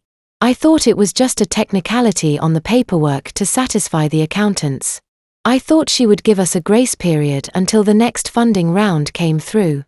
"That is exactly why you failed, Jamal," I interrupted, my voice cutting cleanly through their hysterical argument. "You treat legal contracts like suggestions, but my investment trust operates on absolute mathematical precision. I did not personally call the loan in. The contract executed itself automatically." I pointed to the audited bank statement still glowing on the iPad screen. "The agreement you signed clearly stated that missing 3 consecutive monthly payments constitutes an immediate hard default. You missed your required payments for October, November, and December. You did not miss those payments because you were struggling to buy groceries or pay the heating bill. You missed those payments because you were too busy withdrawing $40,000 in cash at a high-roller baccarat table and renting exotic sports cars in Nevada." My parents sat frozen in their seats. Thomas looked like he had just been hit by a freight train. Carol was staring at me with a look of pure, unadulterated horror. They were finally beginning to understand the terrifying scope of the financial trap I had built. Jamal had not just lost a business. He had gambled away the roof over his family's head. When you default on a secured commercial agreement, The fiduciary officer of the trust is legally obligated to recover the collateral asset to protect the portfolio. I explained, keeping my tone perfectly conversational. There is no grace period for family members who commit fraud. There is no crying to the bank to buy more time. The legal mechanism triggered the exact second your third payment bounced due to insufficient funds. Brittany spun around to face me, tears streaming down her face. But this time they were not fake. They were the tears of a woman who had just realized her entire reality was collapsing. "You cannot do this," she wailed, gripping the edge of the table. "You cannot take our home away from us. We will sue you. We will take you to court and prove you tricked him into signing it. You cannot just steal our house." "Natalie." I offered my sister a cold, empty smile. "I am not taking your house." "Brittany," I replied, my voice perfectly steady. "I already took it. The county clerk officially approved the transfer of the deed on Tuesday morning. I am not just your sister anymore. I am your landlord." Brittany let out a sound that I had never heard before. It was not the performative theatrical sob she had used earlier to manipulate our aunts and uncles. It was a visceral, high-pitched scream of genuine, unadulterated terror. She violently shoved her chair back, the heavy wooden legs screeching loudly against the floor, and grabbed Jamal by the lapels of his expensive custom-tailored suit jacket. "Tell me she is lying," Brittany shrieked, her voice cracking as she shook her husband with surprising force. "Tell me this is just one of her stupid accounting tricks. You promised me the house was perfectly protected. You swore to me that the limited liability company was completely separate from our personal assets. Fix this right now. Tell her she cannot do this." Jamal did not look at her. He could not even lift his heavy head to meet his wife's frantic gaze. The smooth-talking, incredibly confident tech visionary was completely gone, rapidly replaced by a hollow, trembling shell of a man. His hands were shaking so badly he had to drop the heavy legal documents back onto the white tablecloth. He knew there was absolutely no trick. In the state of Illinois, when a commercial loan is secured by real estate collateral and the borrower defaults, the legal mechanism is swift, brutal, and completely unforgiving. He had arrogantly gambled their family home on a desperate bet at a casino, and he had spectacularly lost. I reached back into the certified legal binder sitting quietly in front of me. I flipped past the original pledge agreement and pulled out a single heavily stamped sheet of paper. It was not a printed bank statement or a preliminary warning letter. It was a formal legally binding document issued directly by the county court clerk. I slid the crisp paper across the table, placing it directly over the Las Vegas casino statements. "This is your official notice of foreclosure and eviction," I stated, my voice echoing coldly in the silent dining room. "As the new legal owner of the property I am formally serving. You notice right here and now. You have exactly 30 days to pack up your designer clothes, your expensive furniture, and your children. You have 30 days to vacate the premises completely. If you are not gone by the midnight of the 1st of next month, I will not call you to negotiate. I will simply call the county sheriff and they will physically remove your belongings and change all the locks." Brittany collapsed back into her chair, her hands covering her face as she broke down into violent, breathless sobs. The pristine, highly curated lifestyle influencer facade she had spent years carefully building on social media was completely destroyed. There would be no more aesthetic home tours or bragging about her wealthy tech husband. She was going to be publicly evicted. Jamal finally found a tiny fraction of his voice. He looked up at me, his eyes bloodshot and pleading. "You cannot do this to us, Natalie," he whispered, his arrogant tone completely replaced by pathetic begging. "My startup is just hitting a temporary roadblock. I have massive investor meetings lined up next week. I can get you the money. I can pay you back with high interest. Just give me a 90-day extension. Please." We are family. I looked at him with absolute zero sympathy. You lost the right to use that word the moment you tried to blackmail me into funding your gambling addiction. I replied firmly. You treated your own home like a cheap poker chip. Jamal. You lost. Now you pay the house. The extended family watched the execution in stunned silence. Aunt Susan was crying quietly. But not for Brittany. She was crying at the sheer terrifying reality of the situation. Uncle Dave watched me with a newfound sense of awe and deep respect.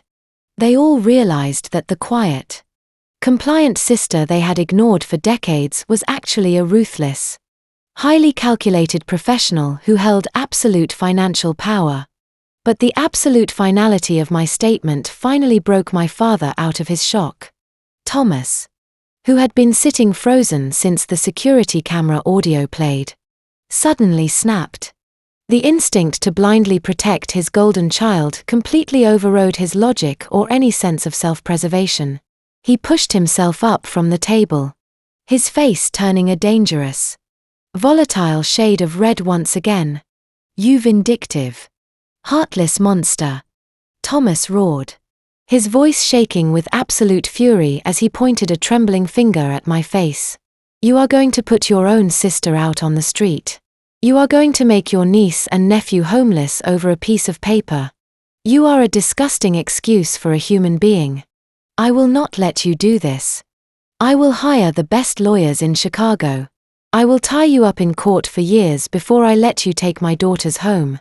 I slowly turned my head, pulling my gaze away from the crying couple and locking my eyes directly onto my father. He thought he was being a heroic protector. He did not realize he had just stepped directly into the second half of my trap. I smiled softly. Lawyers are incredibly expensive, Thomas, I said quietly. And you are going to need every single penny you can find because we are not finished here.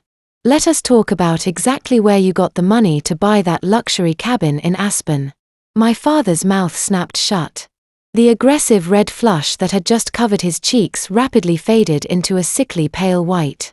He slowly lowered his pointing finger and sank back into his dining chair, suddenly looking like a very old, very tired man. He had been so incredibly focused on defending his golden child and projecting his own righteous anger that he completely forgot I possessed his full financial records. I reached forward and tapped the screen of the iPad, swiping away from the Las Vegas casino statements. I opened a new, highly detailed financial flowchart that I had built myself.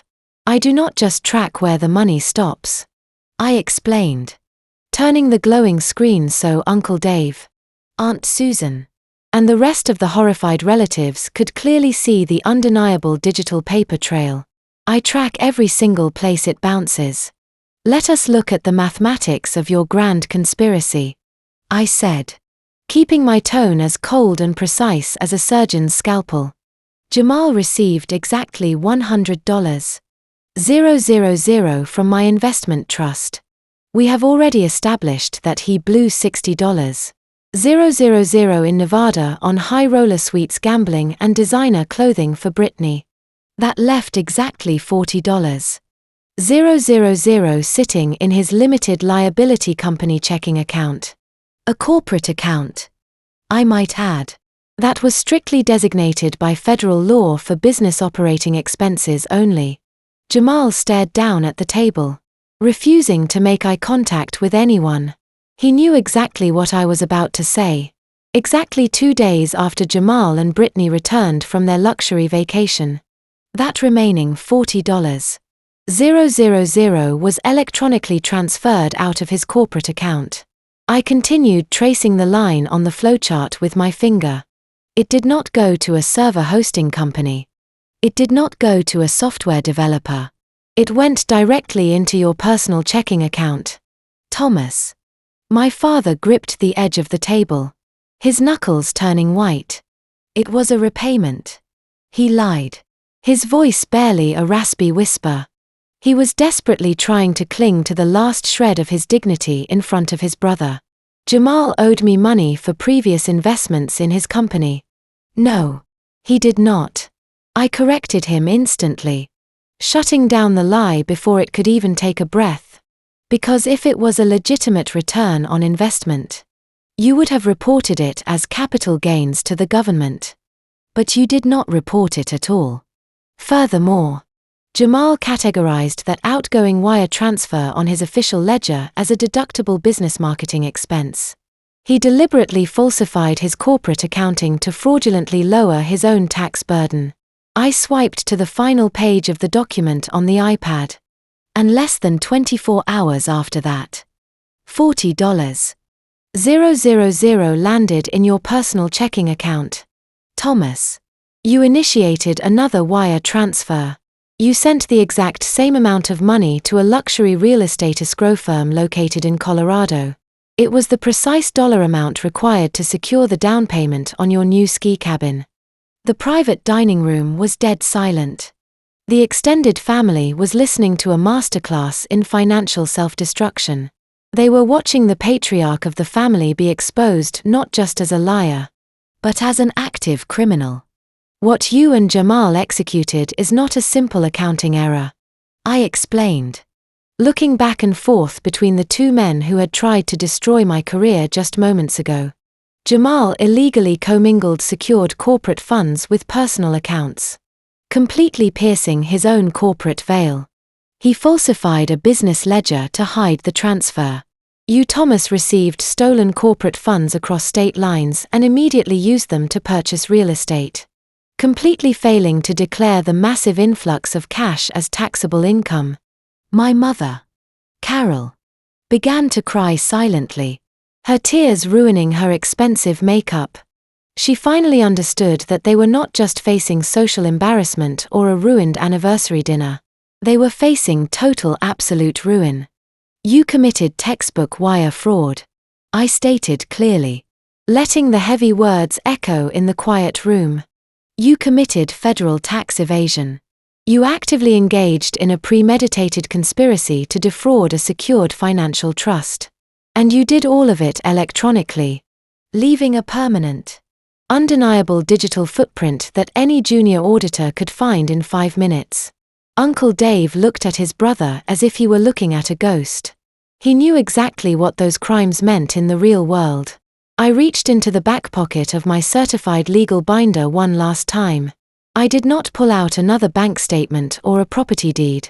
I pulled out a single pre-filled, highly specific government reporting document. You see, Thomas, I said, my voice dropping to a deadly quiet whisper. Jamal's corporate bankruptcy is the absolute least of your problems right now. Because when a licensed financial professional uncovers corporate embezzlement of this magnitude, I am legally obligated to report it to the 3 letters no American ever wants to hear.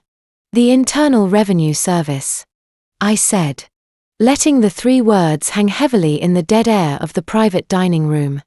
The IRS, specifically their Criminal Investigation Division. I reached into the front pocket of my binder and pulled out a single sheet of paper. It was not a bank statement or a property deed this time. It was an official government document. IRS Form 211. The official whistleblower application for reporting tax fraud and corporate embezzlement. The document was already completely filled out, detailing every single unauthorized wire transfer, every falsified tax deduction, and the exact paper trail leading from Jamal's corporate account straight into the down payment for the Aspen cabin. I slid the crisp white document across the table, placing it dead center, right next to the eviction notice. My father stared at the government logo at the top of the page. He knew exactly what it meant. Unlike a standard civil audit where you can just hire a clever accountant to negotiate a penalty, the Criminal Investigation Division does not send polite letters. I explained, keeping my voice terrifyingly calm. They send armed federal agents with badges and warrants. They will freeze every single bank account you possess, both personal and corporate, within 24 hours. They will seize the Aspen cabin under federal asset forfeit laws.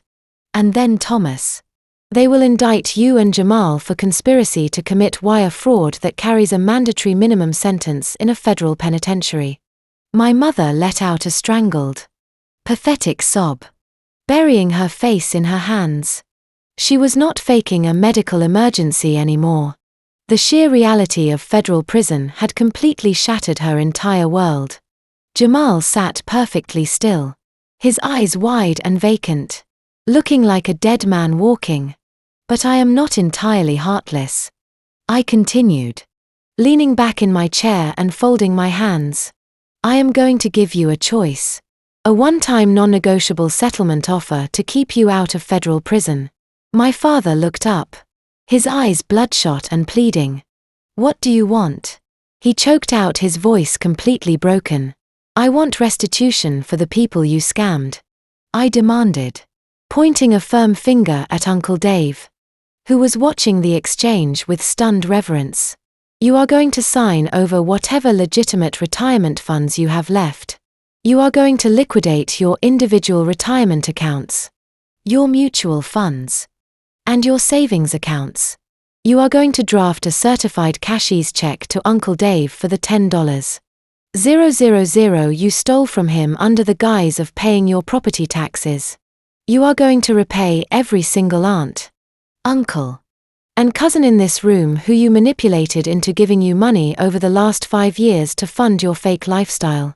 Thomas shook his head frantically, panic completely overwhelming him. We cannot do that, Natalie. If we liquidate our entire retirement portfolio to pay them back, we will have absolutely nothing left. We will be completely bankrupt. How are we supposed to survive? I stared at him with absolute zero sympathy. You will survive the exact same way you expected Brittany to survive when Jamal inevitably drove his company into the ground. I replied coldly. You will downsize. You will get entry-level jobs. You will learn to live within your actual means instead of stealing from your family. I tapped my index finger directly on the signature line of the IRS whistleblower form. Here is your reality, Thomas. You can either walk out of this country club tonight with $0 in your bank account but keeping your physical freedom, or you can refuse my offer and I will submit this encrypted digital file to my direct contacts at the IRS Criminal Investigation Division before I even reach the valet parking stand. If I press send, you will lose the money. You will lose the Aspen cabin and you will spend the rest of your golden years wearing a federal prison uniform. Jamal opened his mouth desperately, wanting to find a loophole or offer another fake negotiation tactic. But his brain had completely short-circuited. He had absolutely zero leverage. He was already losing his house to me. And now he was staring down the barrel of a federal indictment. Brittany was weeping uncontrollably, realizing that her parents could not save her because her parents could not even save themselves. My father looked around the large circular table. He looked at his brother, Uncle Dave, hoping to find a single shred of familial mercy. But Uncle Dave simply crossed his arms and offered a slow, hard nod of approval in my direction.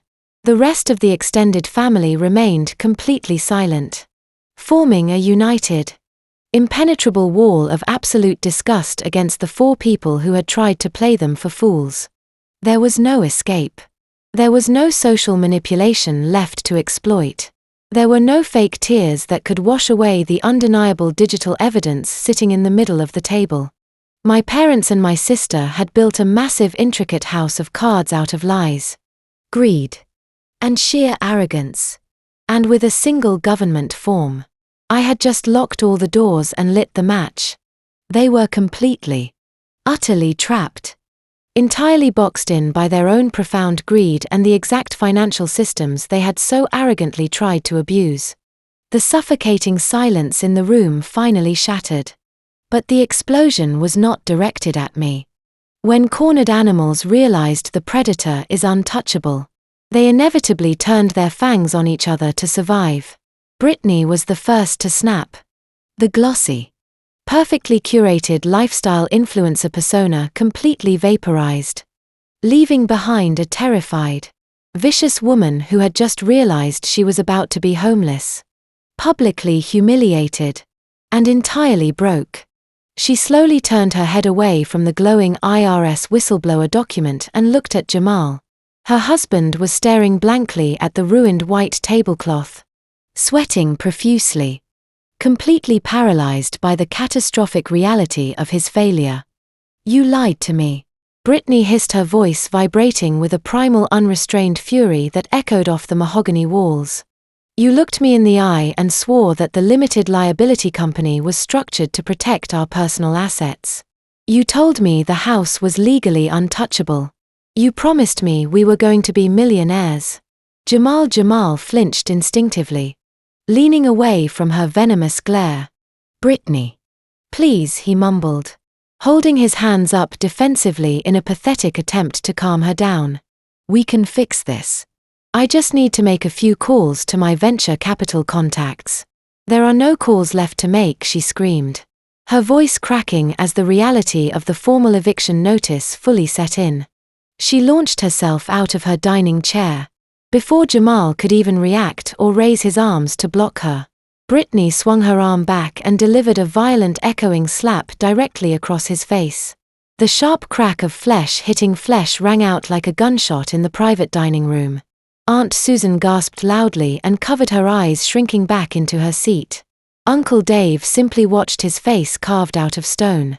Nobody stepped forward to intervene. Nobody cared enough to stop the destruction. "You lost our house," Brittany shrieked, hitting him again heavily on the shoulder. "You bet our children's bedrooms on a stupid fake tech company that does not even exist. You are not an entrepreneur. You are a complete fraud. You have always been a massive fraud. You dragged my parents into your illegal scams and now you are going to send them to a federal penitentiary. I am divorcing you. I am taking the kids and I am leaving you with absolutely nothing." The physical slap, combined with the sudden threat of divorce, instantly incinerated whatever was left of Jamal's polished restraint. The smooth-talking tech visionary completely vanished, replaced by a cornered, vicious grifter who was absolutely not about to go down alone. He shoved his heavy wooden chair back, violently standing up and towering over his weeping wife. "You are going to leave me," Jamal roared, his face twisted in absolute ugly rage. He pointed a violently shaking finger right between her eyes. "You are the exact reason we defaulted on the commercial loan in the first place. Brittany, do not stand there and act like some innocent, oblivious victim. You knew exactly where that money was coming from when we were sitting at the backer tables in Las Vegas." He turned to the rest of the room, loudly and aggressively airing out the toxic, rotting core of their marriage for the entire extended family to witness. "She wanted the VIP penthouse," Jamal yelled, pacing furiously behind his chair like a caged animal. "She demanded the $12,000 in Gucci bags and the Lamborghini sports car rental because she desperately needed premium content for her pathetic Instagram followers. I told her we needed to save enough capital to make the monthly trust payments to Natalie. But she threw a massive tantrum in the hotel lobby. She said we had to look incredibly rich to attract angel investors. Her massive, uncontrollable shopping addiction drained the corporate account completely dry. I missed those 3 legally binding payments because my wife absolutely refused to stop buying designer shoes with borrowed money." Brittany's jaw dropped in sheer outrage, her chest heave as she stepped toward him again. "You are blaming me," she screamed, pointing at his chest. "You are the CEO. You signed the legal documents. You are the one who actively committed federal bank fraud. I forged those documents to fund your delusional fake lifestyle." Jamal fired back, leaning in so close their noses almost touched. "You contribute absolutely nothing of value to this family. You just drain every single bank account you touch. Without my hustle, you would be working a minimum wage retail job right now. You are nothing but a massive financial parasite." They screamed viciously at each other, tearing apart their marriage and exposing every single pathetic lie they had built their lives upon. It was a spectacular, horrifying implosion. The unified front they had maintained just 20 minutes ago to extort me had completely disintegrated into a chaotic, incredibly ugly brawl. I sat back in my chair, taking another calm, deliberate sip of my red wine, watching the destruction unfold. I did not have to lift another finger or raise my voice. The financial trap I had built was perfectly executing itself, and they were doing the actual demolition work for me. But the fighting was far from over. As Jamal continued to scream about Brittany's reckless spending habits, my father Thomas slowly rose from his seat. The realization that his own retirement funds and his physical freedom were hanging by a thread entirely because of Jamal's incompetence finally registered in his brain.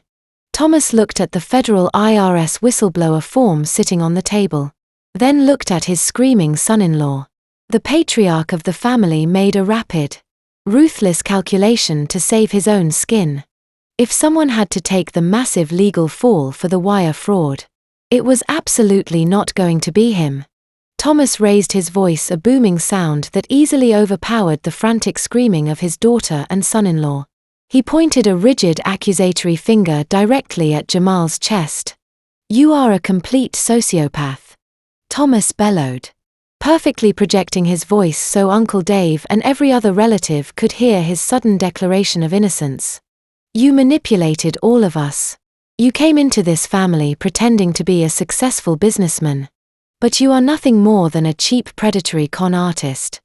Jamal stopped yelling at Brittany and whipped his head around, staring at his father-in-law in absolute disbelief. Thomas did not let him speak. He turned to face Uncle Dave, his hands open and pleading rapidly, attempting to rewrite history before the federal authorities could get involved. "He lied to me, Dave," my father insisted, his voice trembling with manufactured betrayal. "He told me the $40,000 was a legitimate return on a previous investment I had made in his company. He swore to me that the money was completely clean and cleared by his corporate accountants. I am not a financial expert. I am just a father who trusted the man his daughter married. He used my personal bank account to launder his stolen money without my knowledge." My mother, Carol, immediately caught on to the survival strategy. She stopped crying and nodded vigorously, pointing at Jamal as well. "He completely brainwashed us," she chimed in, glaring at the man she had fiercely defended just half an hour ago. "He preyed on our desire to see Brittany succeed. We are victims of his financial abuse just as much as anyone else in this room." Thomas turned back to Jamal, his face twisted with self-righteous fury. "I want you out of my sight," Thomas ordered, stepping forward aggressively. "I want you out of this dining room and I want you out of my family. I am going to call my lawyers in the morning and I am going to help Natalie file that IRS report myself. I will do whatever it takes to put you behind bars where you belong." The sheer breathtaking hypocrisy of my father's speech hung in the heavy air. He was actively trying to sacrifice the man who had executed the exact plan they had all laughed about on the security tape. Jamal stared at Thomas, his chest heaving as he processed the ultimate betrayal. The man who had gladly taken stolen money to buy a luxury ski cabin was now threatening to testify against him. A slow, incredibly dark smile spread across Jamal's face. It was the smile of a man who had absolutely nothing left to lose. He let out a harsh echoing laugh that sent a sharp chill through the room. "You want to play the innocent victim, Thomas?" Jamal asked, his voice dropping into a deadly, quiet register that was far more terrifying than his yelling. "You want to pretend you did not know exactly where that money came from? Do not insult my intelligence.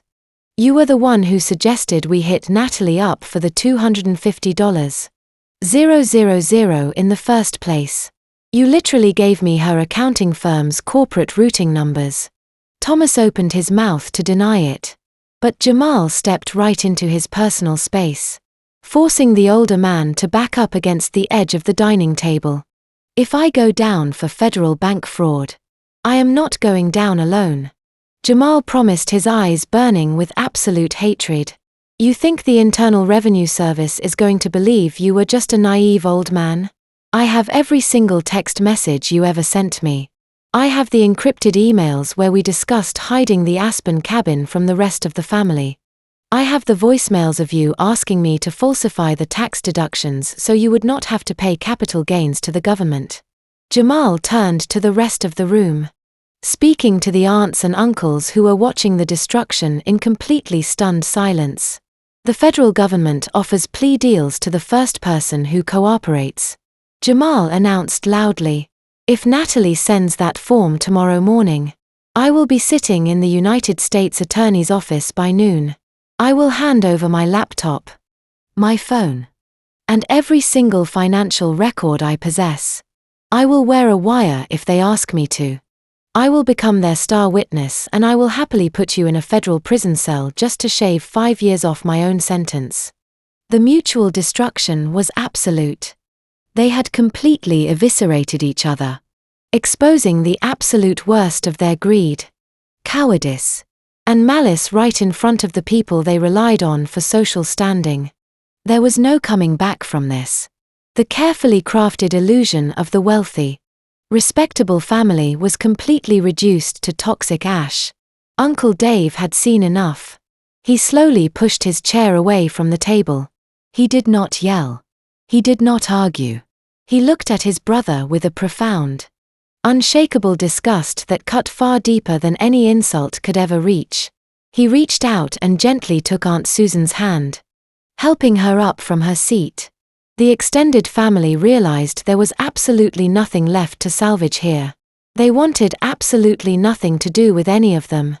Uncle Dave stood up fully, his tall frame casting a long, heavy shadow over the ruined anniversary dinner. Aunt Susan stood beside him, her hand gripping his arm tightly. The scraping of their chairs against the hardwood floor acted as a silent signal to the rest of the room. One by one, my older cousins, my aunts, and my other uncles began to rise from their seats. They did not rush. They moved with a deliberate, heavy solemnity, like mourners walking away from a graveside. Thomas looked up at his brother, his eyes wide with a desperate, pathetic plea. "Dave, please," my father whispered, extending a trembling hand across the table. "You know me. You know, I would never intentionally hurt the family. We can figure this out. We can fix it. I do know you, Thomas." Uncle Dave replied, his voice painfully calm and completely devoid of any brotherly affection. "That is the tragedy here. I finally know exactly who you are. You are a man who would throw his own daughter to the wolves just to buy a vacation home. You are a man who would steal from his own blood and then smile right in my face at Thanksgiving dinner." Thomas tried to speak, but Dave held up a single hand, silencing him instantly. "Do not say another word to me," Uncle Dave commanded. "Do not call my house. Do not text my wife. You keep that $10,000. Consider it the final purchase price for our relationship because as of tonight, I do not have a brother." The words hit my father like a physical blow. He slumped back into his chair, the last shred of his arrogant patriarch persona, completely dead. My mother reached out to her sister, Aunt Marie, who was quietly slipping her arms into her winter coat. "Marie, you cannot turn your back on us." My mother pleaded, fresh tears spilling down her cheeks as she realized her entire social circle was evaporating. Aunt Marie did not even look at her. "You turned your back on your own child," Carol Marie said coldly, buttoning her coat. "You let that arrogant boy insult her, blackmail her, and try to ruin her career. And you cheered him on because you wanted a ski cabin. You disgust me." Uncle Dave turned his back on my parents and walked around the large circular table until he was standing directly next to my chair. The harsh, judgmental glare he had directed at me at the beginning of the dinner was completely gone. In its place was a look of profound regret and deep respect. "Natalie," Uncle Dave said softly, his voice thick with genuine emotion, I owe you a massive apology. We all do. I looked up at him, maintaining my calm composure. You do not owe me anything. Uncle Dave. They lied to you. They are professionals at it. No. Dave insisted, shaking his head slowly. We should have known better. We sat here and listened to them paint you as a monster. And we let them do it. We let them use us to pressure you. You have been carrying the weight of this toxic family entirely on your own shoulders for years. And you did it with more grace and intelligence than any of us deserved. I am so incredibly sorry that we did not protect you. Aunt Susan stepped forward and placed a gentle, warm hand on my shoulder. We are so proud of the woman you have become. Natalie. She whispered. If you ever need anything, our door is always open to you. Only you. As the extended family gathered their belongings and moved toward the exit, my cousin Mark stopped by the ornate display table near the door. It was piled high with beautifully wrapped boxes, expensive bottles of champagne, and silver gift bags to celebrate my parents' 40 years of marriage. Mark picked up the expensive gift he had brought, stared at it for a second, and then tossed it carelessly back onto the pile. The shiny silver wrapping paper tore slightly against a ribbon. Leave them. Mark told the rest of the family loudly. Let them open their anniversary gifts while they pack up their house for the foreclosure. Without another backward glance, Uncle Dave opened the heavy mahogany French doors. One by one, the relatives filed out of the VIP dining room. They did not say goodbye. They simply walked out into the brightly lit hallway of the country club, leaving the suffocating toxicity behind them. The heavy doors swung shut with a solid, definitive click, sealing the room. I remained seated at the table. The silence that fell over the room now was not tense or explosive. It was the absolute hollow silence of total defeat. I took a slow look around. The pristine white tablecloth was stained with spilled red wine and water. The expensive floral centerpieces looked absurd next to the federal IRS whistleblower form and the county eviction notice. My father was staring blankly at the wall, completely broken. My mother was weeping into her hands, mourning the permanent loss of her social status. Brittany and Jamal were sitting as far away from each other as physically possible, both entirely consumed by the terrifying reality of their imminent bankruptcy and divorce. They had tried to bury me under the weight of their own greed, but they had only succeeded in digging their own graves. I was the only one left sitting comfortably in the ruins of their making. The heavy mahogany doors of the VIP dining room cracked open just a few inches. A man in a pristine tuxedo peeked his head inside his face, pale and completely terrified. It was the general manager of the country club. The mass exodus of my extended family and the violent echoing screams coming from my parents and my sister had clearly caused a massive disturbance in the main dining hall. He stepped tentatively into the room, holding a sleek black leather check presenter in his trembling hands. "Excuse me." The manager stammered, his eyes darting frantically around the chaotic scene. "I am so sorry to interrupt, but we are receiving multiple noise complaints from the other members. And well, since the party seems to be concluding early, I need to settle the final banquet bill for the evening." My father did not even look at him.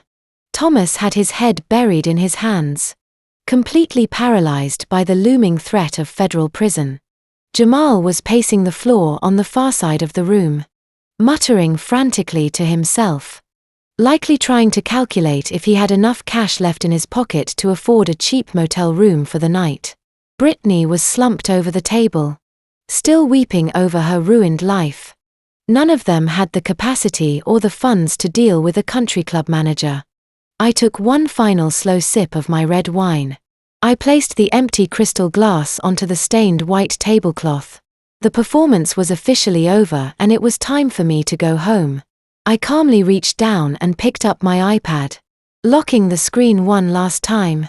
I placed it securely into my black leather Hermes bag. I reached across the table, grabbed the thick certified legal binder that had served as the ultimate weapon of my liberation, and tucked it under my arm. I stood up, smoothing the front of my tailored blazer, completely unbothered by the heavy atmosphere of total despair that had swallowed my abusers. I walked around the large circular table, my heels clicking sharply against the polished hardwood floor, and approached the terrified manager. He took a nervous step back, clearly unsure of who was in charge of the catastrophic mess in front of him. "I will take care of the bill," I said, keeping my voice soft and polite. I reached into my bag and pulled out my wallet. I retrieved my American Express Centurion card. The heavy black titanium card caught the light of the crystal chandeliers as I casually placed it onto his leather check presenter. "Please put the entire evening on this account," I instructed him, making sure my parents and my sister could hear every single word I said. "That includes the private room fee, the untouched bottles of expensive champagne, and all the ruined meals. Furthermore, I want you to add a 50% gratuity to the final total. Your waitstaff had to deal with an incredibly unpleasant environment tonight, and they deserve to be thoroughly compensated for their absolute discretion." The manager stared at the heavy black metal card, instantly recognizing the limitless purchasing power it represented. The tension visibly drained from his shoulders. "Yes." He breathed a sigh of absolute relief. "Thank you very much. I will process this immediately." He returned a moment later, handing me the receipt. I signed my name with a steady hand, completely unfazed by the exorbitant number printed at the bottom of the slip. Money was just a tool, and tonight I had used it to legally and permanently sever my ties to the people who tried to use me. The manager bowed his head slightly and quickly backed out of the room, eager to escape the suffocating toxicity of my family. I turned around to face my family one last time. My mother, Carol, looked up at me, her mascara completely smeared down her cheeks. She looked at my designer clothes, my expensive bag, and the absolute aura of financial independence I radiated. For my entire life, she had treated me like a disappointing burden. She had constantly compared me to Brittany, demanding that I shrink myself down so her golden child could shine brighter. Now she was looking at the woman holding the deed to her daughter's house and the key to her husband's physical freedom. My father lifted his head from his hands. "Natalie, please," Thomas whispered, his voice completely broken. "What are we supposed to do now?" I looked at the four of them. I felt absolutely nothing. The anger, the resentment, and the desperate childhood need for their approval had completely burned away, leaving behind a profound, bulletproof peace. I had spent my entire life paying for their mistakes, funding their lifestyle, and absorbing their cruelty. I adjusted the strap of my bag on my shoulder. "You are going to figure it out on your own," I replied quietly. I gestured toward the door where the manager had just disappeared with my heavy credit card. "You came here tonight expecting me to pay for your massive fraudulent mistakes," I said, maintaining direct eye contact with my father. "You demanded that I sacrifice my career and my money to save you from the consequences of your own greed. So, I paid for your dinner. Consider this my final charitable donation to you." Without waiting for a response, I turned my back on them. I did not hesitate. I did not look back over my shoulder to see if they were crying. I walked straight toward the exit. As I reached the threshold, the shock finally wore off and the screaming started again. Jamal yelled something vicious at Brittany and my father instantly roared back at him. The violent, toxic cycle of their miserable lives resumed immediately. I stepped out into the brightly lit, quiet hallway of the country club. I grabbed the heavy brass handles of the mahogany doors and pulled them shut behind me. The heavy wood clicked firmly into place, instantly cutting off the sound of their desperate screaming, leaving me in total absolute silence. The cool, crisp night air hit my face the moment I stepped out of the country club.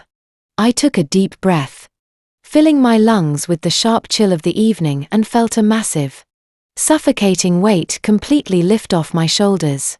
The valet quickly brought my car around to the grand entrance. It was a sleek, quiet, luxury sedan that I had paid for in cash with money I had earned entirely through my own hard work. I tipped the young man generously, slid into the comfortable driver's seat, and pulled the heavy door shut. The thick soundproof glass instantly sealed me inside a perfectly silent, climate-controlled sanctuary. I pressed the ignition button, feeling the gentle, powerful hum of the engine come to life, and slowly pulled out of the winding, manicured driveway. I did not look back at the brightly lit building in my rear view mirror. There was absolutely nothing left for me inside those walls. As I merged onto the interstate, heading back toward the glowing, sprawling skyline of downtown Chicago, the digital display on my dashboard suddenly lit up. Incoming call. It was my father. He was probably calling to beg to hurl more insults or to desperately try and negotiate a plea deal that did not involve him going to a federal penitentiary. I let it ring. 10 seconds later, the screen flashed again. This time it was my mother. Then Brittany. Then Jamal. They were panicking. They were frantically bouncing between rage and absolute terror, as they finally experienced a world where I was no longer their designated safety net. I signaled, pulled over onto the wide shoulder of the highway, and shifted the car into park. I picked up my phone from the center console. I did not listen to the frantic voicemails they were leaving. I simply opened my contacts, tapped on my father's name, and hit block. I did the exact same thing for my mother, my sister, and my brother-in-law. 4 simple taps on a glass screen and their access to my life was permanently, legally, and emotionally revoked. I pulled back onto the empty highway, watching the magnificent city lights reflect off the dark waters of Lake Michigan. We are conditioned from a very young age, especially in American society, to believe that family is an unbreakable sacred bond. Society constantly force-feeds us the toxic narrative that blood is always thicker than water. We are told by movies, by culture, and by older generations to forgive the unforgivable. We are expected to turn the other cheek and constantly compromise our own financial and emotional well-being just to keep the peace at the holiday dinner table. But that is a dangerous, manipulative lie designed entirely to keep victims trapped in the orbit of their abusers. Sharing DNA does not give anyone a free pass to steal from you, to lie to you, or to actively plot your absolute financial ruin while smiling to your face. Respect is something that must be earned, and family members should be held to a much higher standard of loyalty, not a lower one. I spent my entire 20s trying to buy their love and approval. I genuinely thought that if I just became successful enough, if I just solved enough of their messy problems, they would finally look at me with the pride they reserved entirely for my sister. But predators do not love their prey. They only love what they can extract from them. Tonight, I finally stopped playing a rigged game. A lot of people think that true wealth is measured by the balance in your bank account, the limitless limit on your black credit card, or the square footage of your downtown penthouse. Jamal and Brittany certainly thought so. They destroyed their marriage and lost their home, chasing the pathetic empty illusion of wealth. But as I drove into the quiet, highly secure parking garage of my building, I realized what true wealth actually is. True wealth is peace of mind. It is the absolute unshakable freedom of knowing that nobody is secretly plotting to use you. It is the ability to sleep soundly at night, completely secure in the ironclad boundaries you have built around your life. Family is not always the people who raised you. Sometimes family is the peace you meticulously build for yourself after you leave the toxic people behind. I know I am not the only one who has had to make this incredibly difficult choice. Have you ever found yourself in a situation where you had to establish strict financial or emotional boundaries with your own relatives? Have you ever had to walk away from people who confused your generosity with weakness and tried to drain you dry? I would love to hear your experiences and how you found the strength to protect yourself. Please share your stories in the comments below.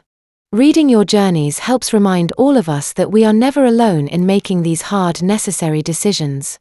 If my story resonated with you tonight, please hit the like button and subscribe to the channel for more stories about surviving toxic dynamics, exposing the truth, and taking back your absolute power.